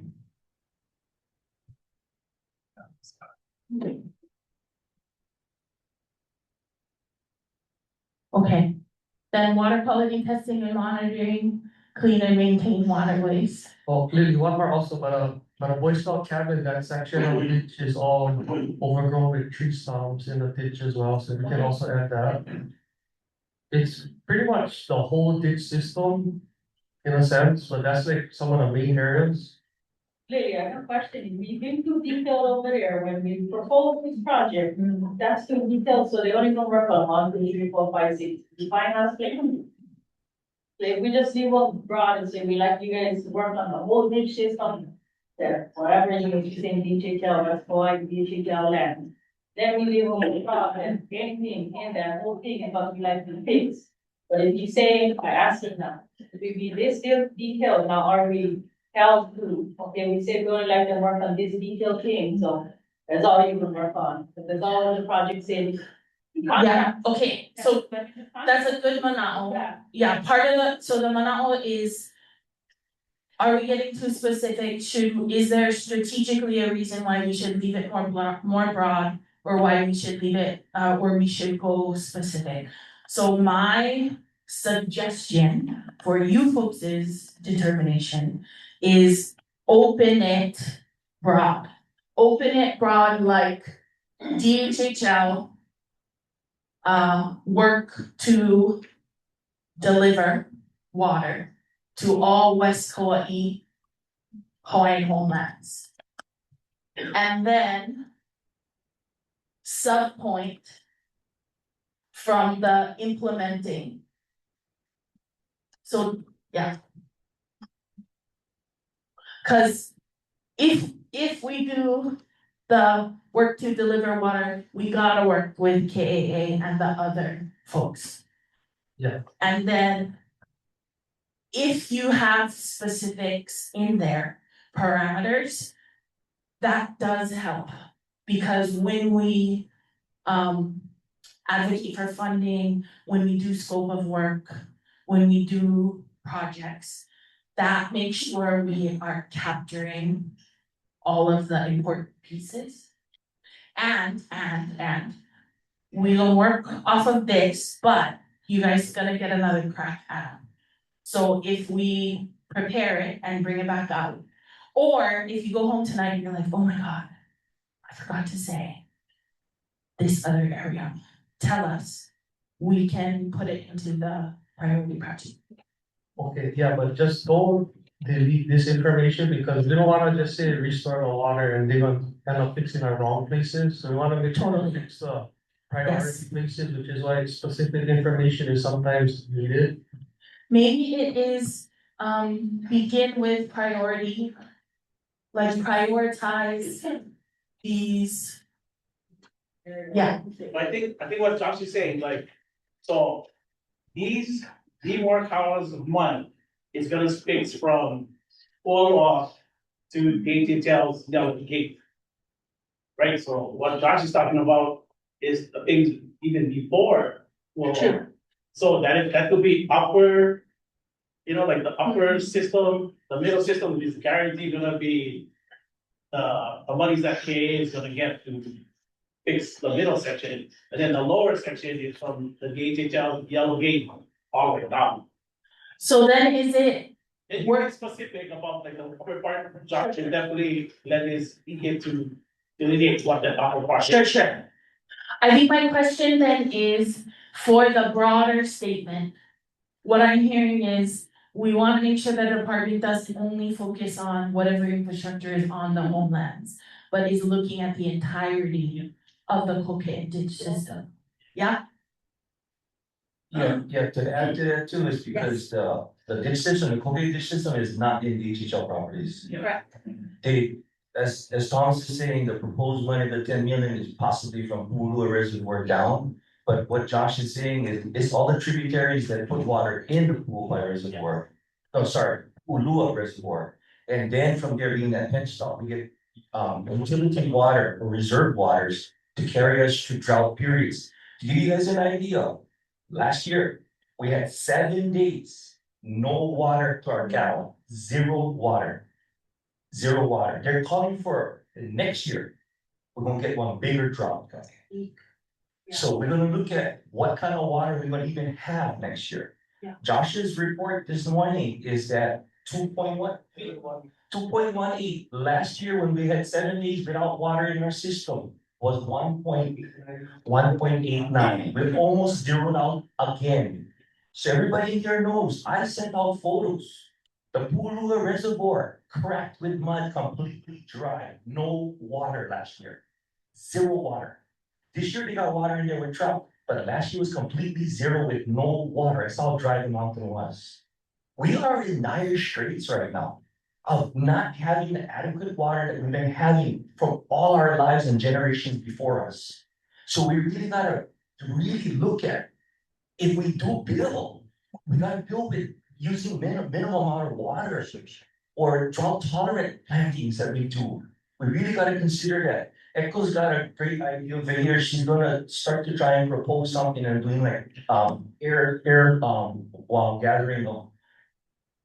Yes, she's got her own thing. I'll let her talk about that if she wants to continue, but we have other ways of getting water that is super important. Again, without water, there's nothing. Sure. And in case you guys don't know, I'm like the second generation. My dad was Jomani.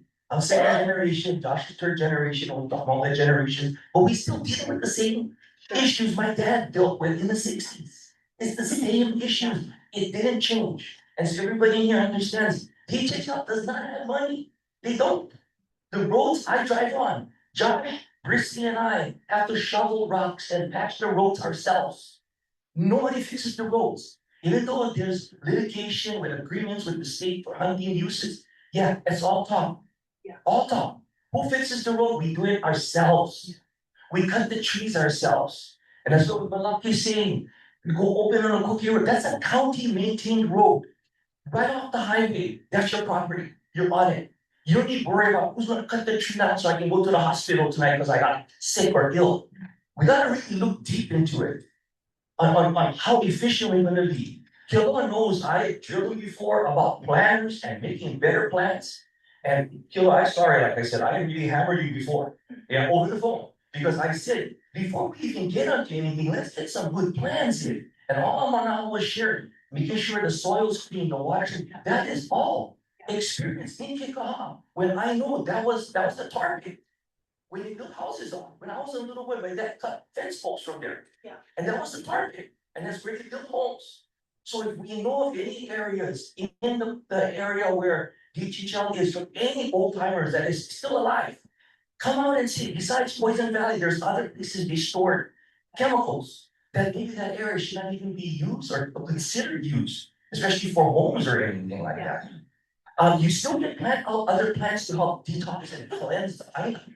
But as far as planning there, don't even think about it. It's not as simple as just drawing out a map on GIS and say, hey, this is what we want because it looks good. No, you have to get boots on the ground and actually check it all out to make sure what is really doable and what is not. Because we can't ask people of what we're gonna give you if it's not clean, it's not portable. And yes, I agree 100%. 50% Hawaiians, yeah, we're all disappearing. We are disappearing. But before we give it to the general public, like other topics are right now in the media, okay, just give out already the land and get. But remember, the 15,000, a lot of it isn't really livable property. It's all poly. It's not livable. Some areas are and some are not. And a lot of cleaning needs to be done because everywhere has sugar. If all of that plastic drip irrigation hoses, that will be there for another million years if we don't clean it up. Yes, the department gotta come out and spearhead first, see if the soil is great. Now the next step is let's go clean the soil with all that plastics. But it's gonna be an ongoing thing. You till out another year, it's gonna come out again. Because it's just harrowed in generation after generation or season after season. Every 2 years, they just harrowed it in and in and in. But it only started dripping irrigation from about the late 60s, early 70s. It wasn't like over 100 years. So every 2 years, they had all this extra material that's being constantly cultivated in the island. That was originally sugar fields. If it wasn't sugar fields, then it might be even better lands to work on or to plan for. I'm sorry about that, I'm talking about, like I said, I got a lot of bottled things and we even had one of the sisters back here was talking about the natural water. Yes, we have natural artesian wells on the property that could possibly be used in the future, but we have to preserve that. Because Josh himself has reported to the state is that this illegal activity is going that people are riding motorcycles right through the artesian wells. And they're polluting it. And you know us, it's not our land, it's not, but we're trying to caretake for the generations to come. And hopes that it's still preserved. Yes, we get upset, but we can't do nothing, we can't enforce, all we can do is report. And we do our reports. And again, it's not for us, it's for everyone else that is waiting to be put on the land. So they still have something that they can still rely on. Again, mahalo, thank you. Thank you so much. Yes. Yeah, I did the rule, right, so I did do the water. That's what like you said. for water at first. So just the water and infrastructure, so you. Can hear that. Thank you. Okay, what'd you say? Capture infrastructure underwater. Water.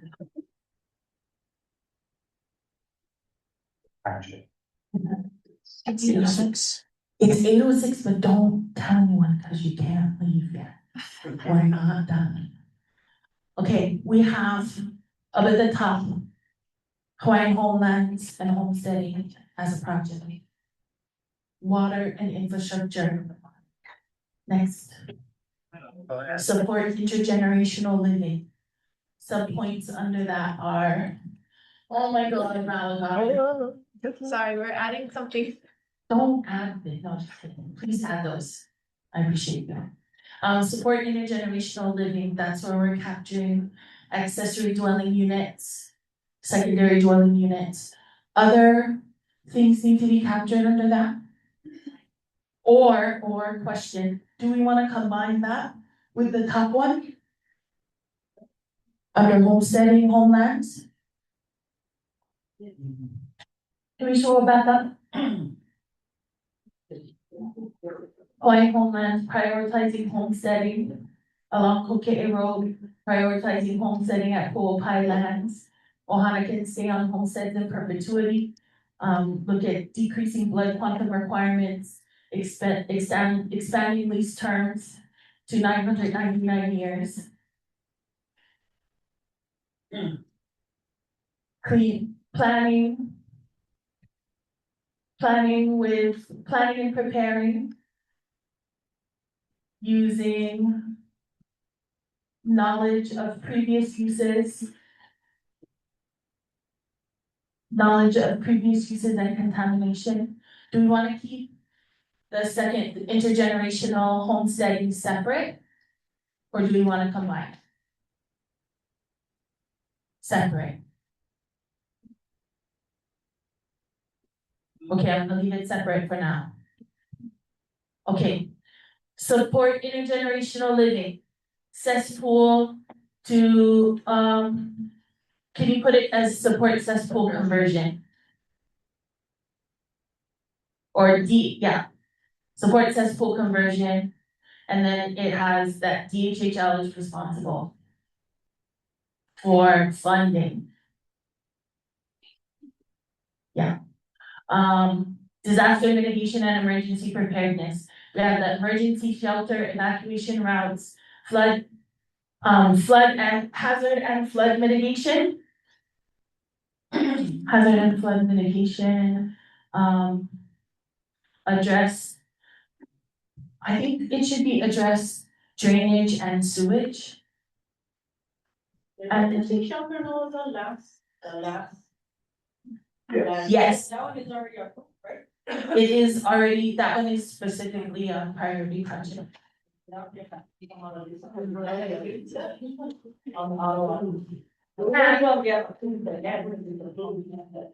Yes, but that one was tied to that specific area. Do we wanna call it out in here? Cause I think my only, The emergency shelter is actually the one on the west side, right? yeah, but has it been built already? But you don't need to get them. I mean, you don't need to put them on as well. If it was an older one. True. I think my only concern though is folks who may not be here tonight may be voting. And so if we take it off, then they might feel like it doesn't include the emergency shelter. But okay, that's up to you folks. Because the emergency shelter was already recognized as a priority project, do we feel comfortable taking it off of this list? Or do we want to keep it on? Can we just leave it on and check it off as a win when it's actually completed? Yeah? Are we okay with that? I just saying on the food, right? Sure. Okay. Okay, then the next one is housing support, providing opportunities for self-help housing, providing services to support home building and maintenance / renovations, grants and loans. Okay, and then the last two that we have up here, that we had heard services for healthcare, and then Hawaiian Cemetery at Malka along Koke'e Road. Does anyone wanna share what does services for healthcare mean?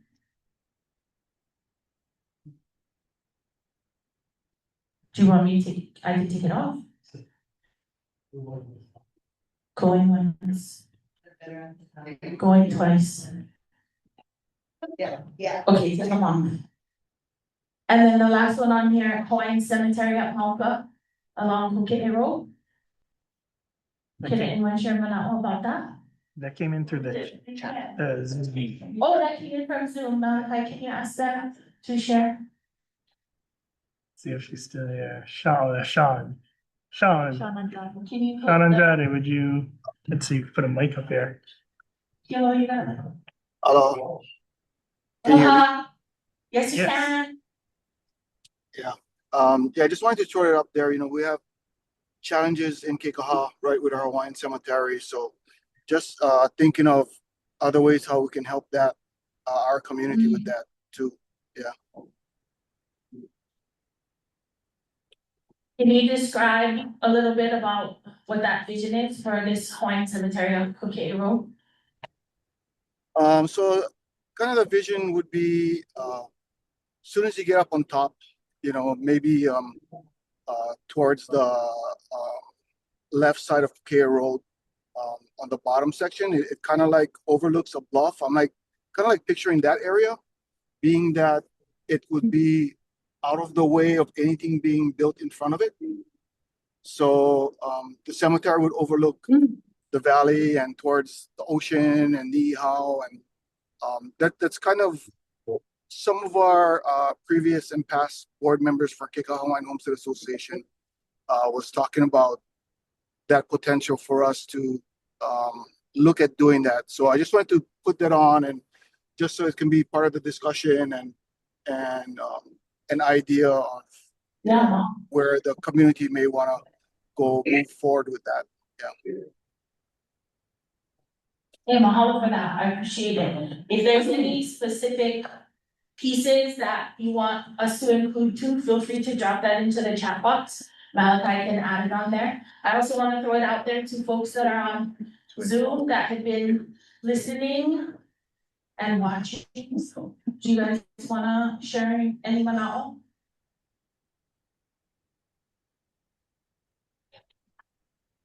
The only other one is Nicole. No. Anything? Any mana'o you wanna share to our Zoomers? We appreciate you. Okay, so I wanna talk real quick process. We have, what, 7 project ideas? Okay, add one more, go. Self-sustainability and self-sufficiency, so where you can, marketplace for that, market out water stuff. Self-sustainability, so number 8. Self-sustainability and self-sufficiency. Subpoint is market. Marketplace and I think, where we grow and. Marketplace. Process our own. Yeah. Grow and process. Grow, process and sell. We say grow, process, and sell For market. food. Other mana'o. I was gonna move on. Okay. Hey, mahalo for that. Anyone else wanna throw other mana'o to this one, self-sustainability and self-sufficiency?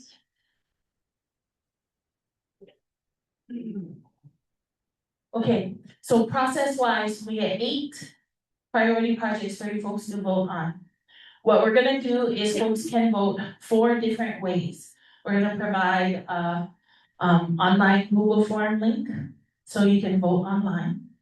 We're gonna have hard copy mailers. Where's a good place for us to make those available to you folks? Are there any like beneficiary organizations or associations or kind of areas that we can send the hard copy mailer and have it available for you folks, for anyone who wants to fill out hard copy mailer? Well, if we send it via email. Yeah, so email can, telephone can, Google form can, and then maybe if you guys want a hard copy, or if you get kupuna who wanna do hard copy, or if anybody prefers hard copy, maybe call or email us and we can send it to you in the mail with postage so you can return it to us. And we ask that because our listserv right now, our mailing list is not fully up to date yet. So unfortunately, even when we sent out mailers for these meetings, there are people who came in last meeting who said that they didn't get the mailer. And so we wanna make sure that whoever wishes to vote on these, that they receive the physical mailer. Speaking of that question, you guys gotta tell us who is able to vote. So some folks go super strict. It can only be a lessee or an applicant on the wait list. However, if you go that route, then other folks who live and are raised in the homestead, including keiki or spouses, are then ineligible to participate. So how strict do you folks wanna go? The other side of the spectrum is, folks have said, so long as you, live in the homestead, then can participate. In Kauaʻi High, cause they only have 2 homesteads there, one has 199 lots, one has 22 lots. And then all the families, the ohana, so they made everybody say, you're either, a lessee or an applicant, and you had to share your name. And then you had to share if you were a other member of the homestead and share your name. And then that data was then just categorized, so you could see what the lessees and the applicants picked and what the other members of the homesteads picked. What do you guys think? That one. Okay, so we wanna open it up to other members of the homestead, but other members of the homestead gotta self-identify as other members of the homestead. We're able to check, staff, we're able to check lessees and applicants on the wait list, cause we have the list. We just cannot check other members of the homestead. Here's a, do you wanna do it where, if there are other members of the homestead, then they identify which lessee or applicant? Oh, okay, so if you're another member of the homestead, then Lauren was saying, do you wanna ask that if you say I'm another member of the homestead, that you claim which lessee or applicant ohana that you belong to? Yes, no? Yes? Are we okay with that? Yeah. Okay. Okay, so open to lessees, open to applicants. The parameters for applicants on the wait list was folks from, where was it? Yeah, Konomoku. Yeah, Honolulu. Yes. And then other members of the homesteads, and they just gotta claim which homestead ohana they're a part of. Okay, the other thing is, when's the voting time frame? Most folks do 2 weeks, some folks say 2 weeks is too little. And they want 4 weeks. Do you want 2 weeks, 3 weeks, 4 weeks for voting? When is your 4th meeting? 4th meeting is August 15th. That'll be before then. Yes, it'll be before that. Yeah, so the voting will open this coming Monday, which is the 22nd of June. Do we wanna do, do we wanna do 2 weeks? Do we wanna do 30 days? Who thinks 2 weeks? Nobody. Who said, couple, who says 30 days? Couple more. So are we okay with 30 days? Okay, so it'll go June 22nd until July 22nd.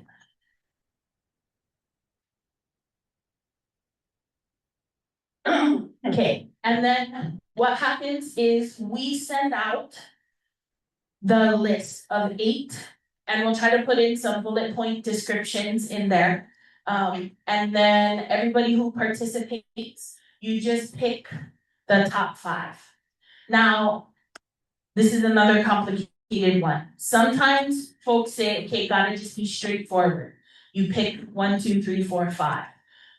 Other folks, mostly Kauaʻi High, said, we wanna have 5 votes, and if I like use all 5 of my votes for water, I like use all 5 of my votes for water. You don't tell me I have to pick 5 out of the 8. I tell you how I use my 5. Okay. How y'all feel? Where y'all at? Hey, no. Hey, not Kauaʻi High, telling us how it is. Yeah, what do you guys feel? Do you wanna be able to use your 5 votes however you like? Yeah? Yeah. Yeah?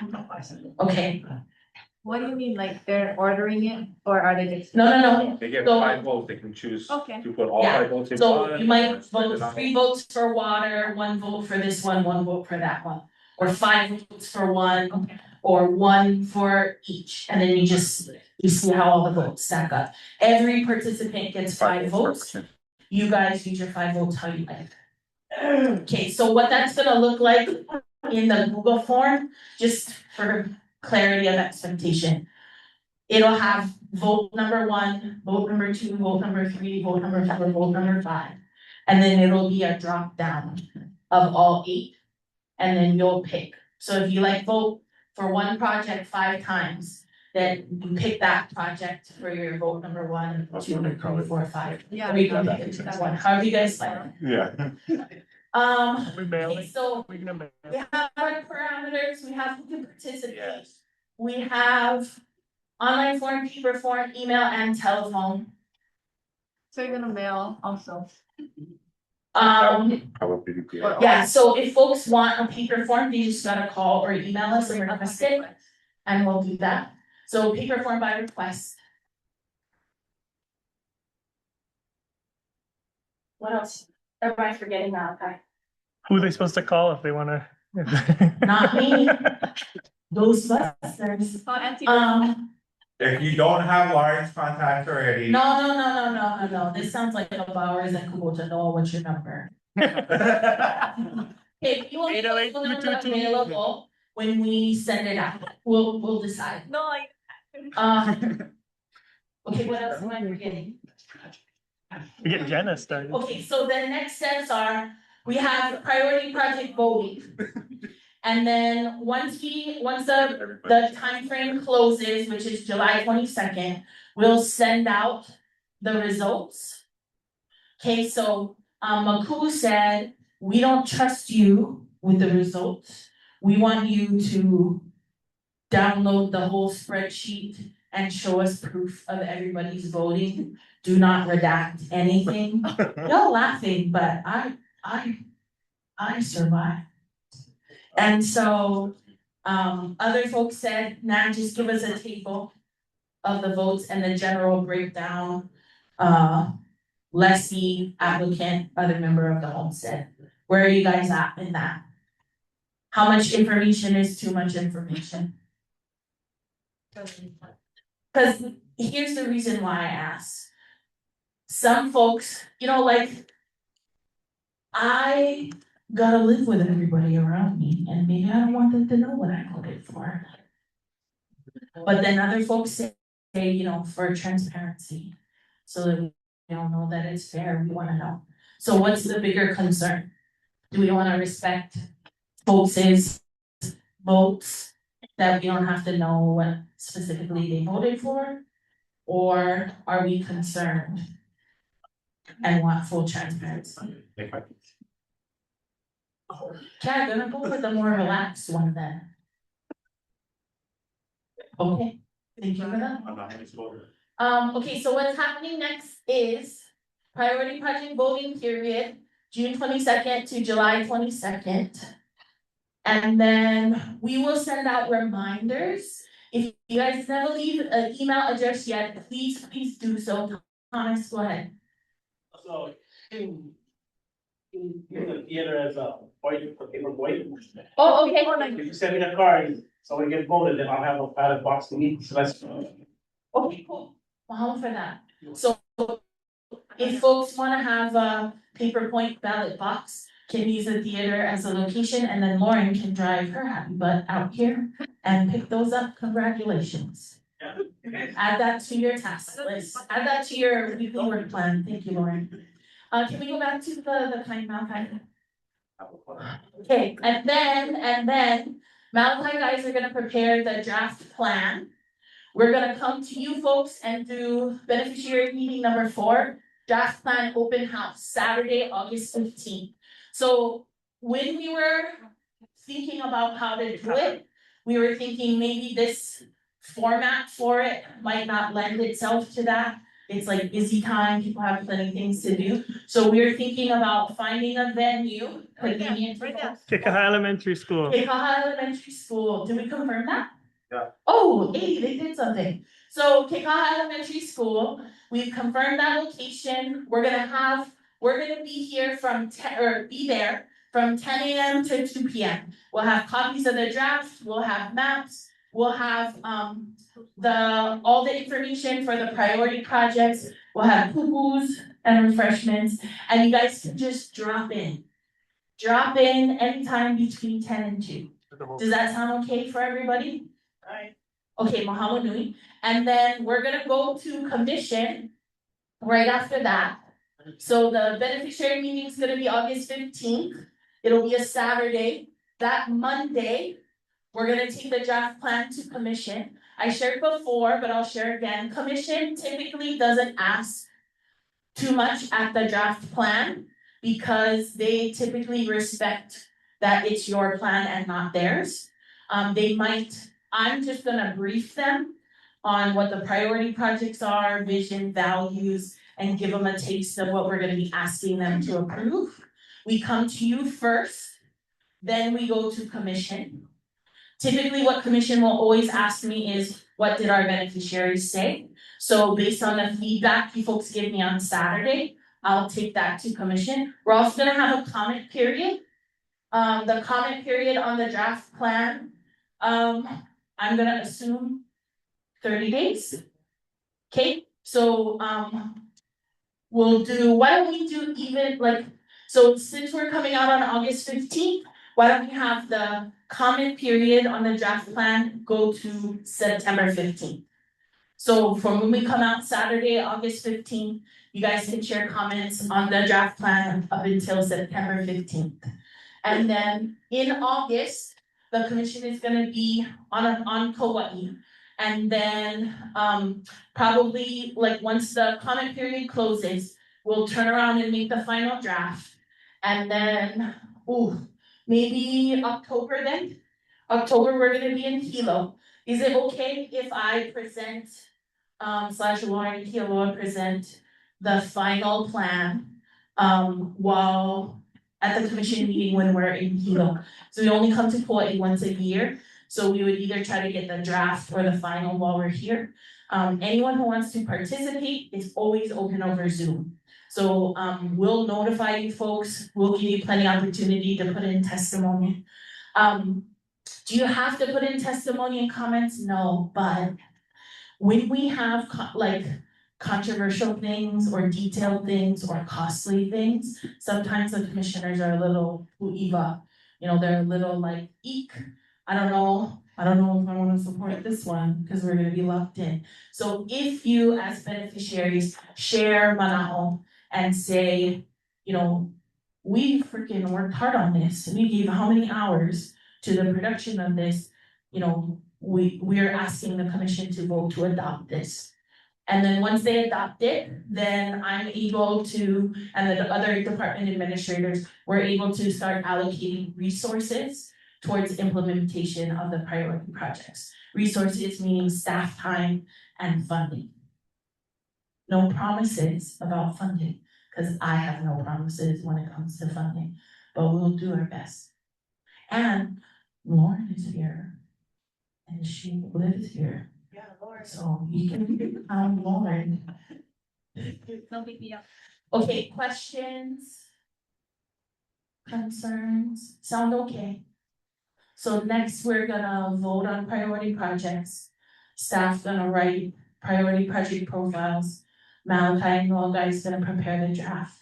We come pester you August 15th in Kekaha Elementary School between 10 a.m. and 2 p.m. Come for snacks. And to tell us whatever we gotta change. And then we go commission on the Monday.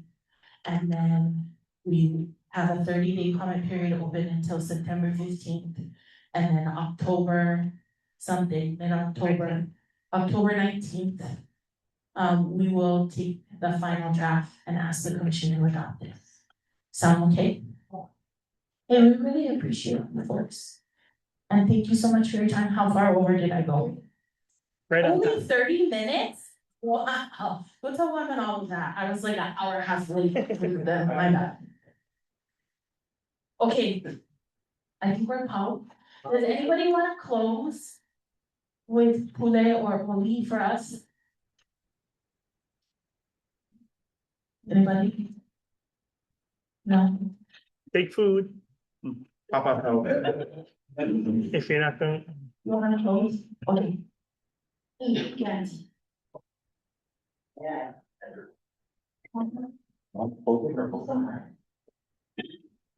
Our Father, Heavenly Father, at this time we thank and believe for this beautiful day that thou hast given us, and for the discussions that were made this evening. We pray, Heavenly Father, that thou may bless each and every one of us as we travel home, that we might do so in safety. And we're so grateful and thankful for the committee that has spent many hours to work with us, and we pray, Heavenly Father, if we've offended anyone this evening, please forgive us and help us that we might be able to work together as a community and as Hawaiians. We're so grateful and thankful for every blessing that thou hast blessed us with. Please bless each of our families and bless those that need to travel home. May we travel home in safety this evening. And we say these things humbly in the name of Jesus Christ. Amen. Hello, everybody. Please take plates. Please take food.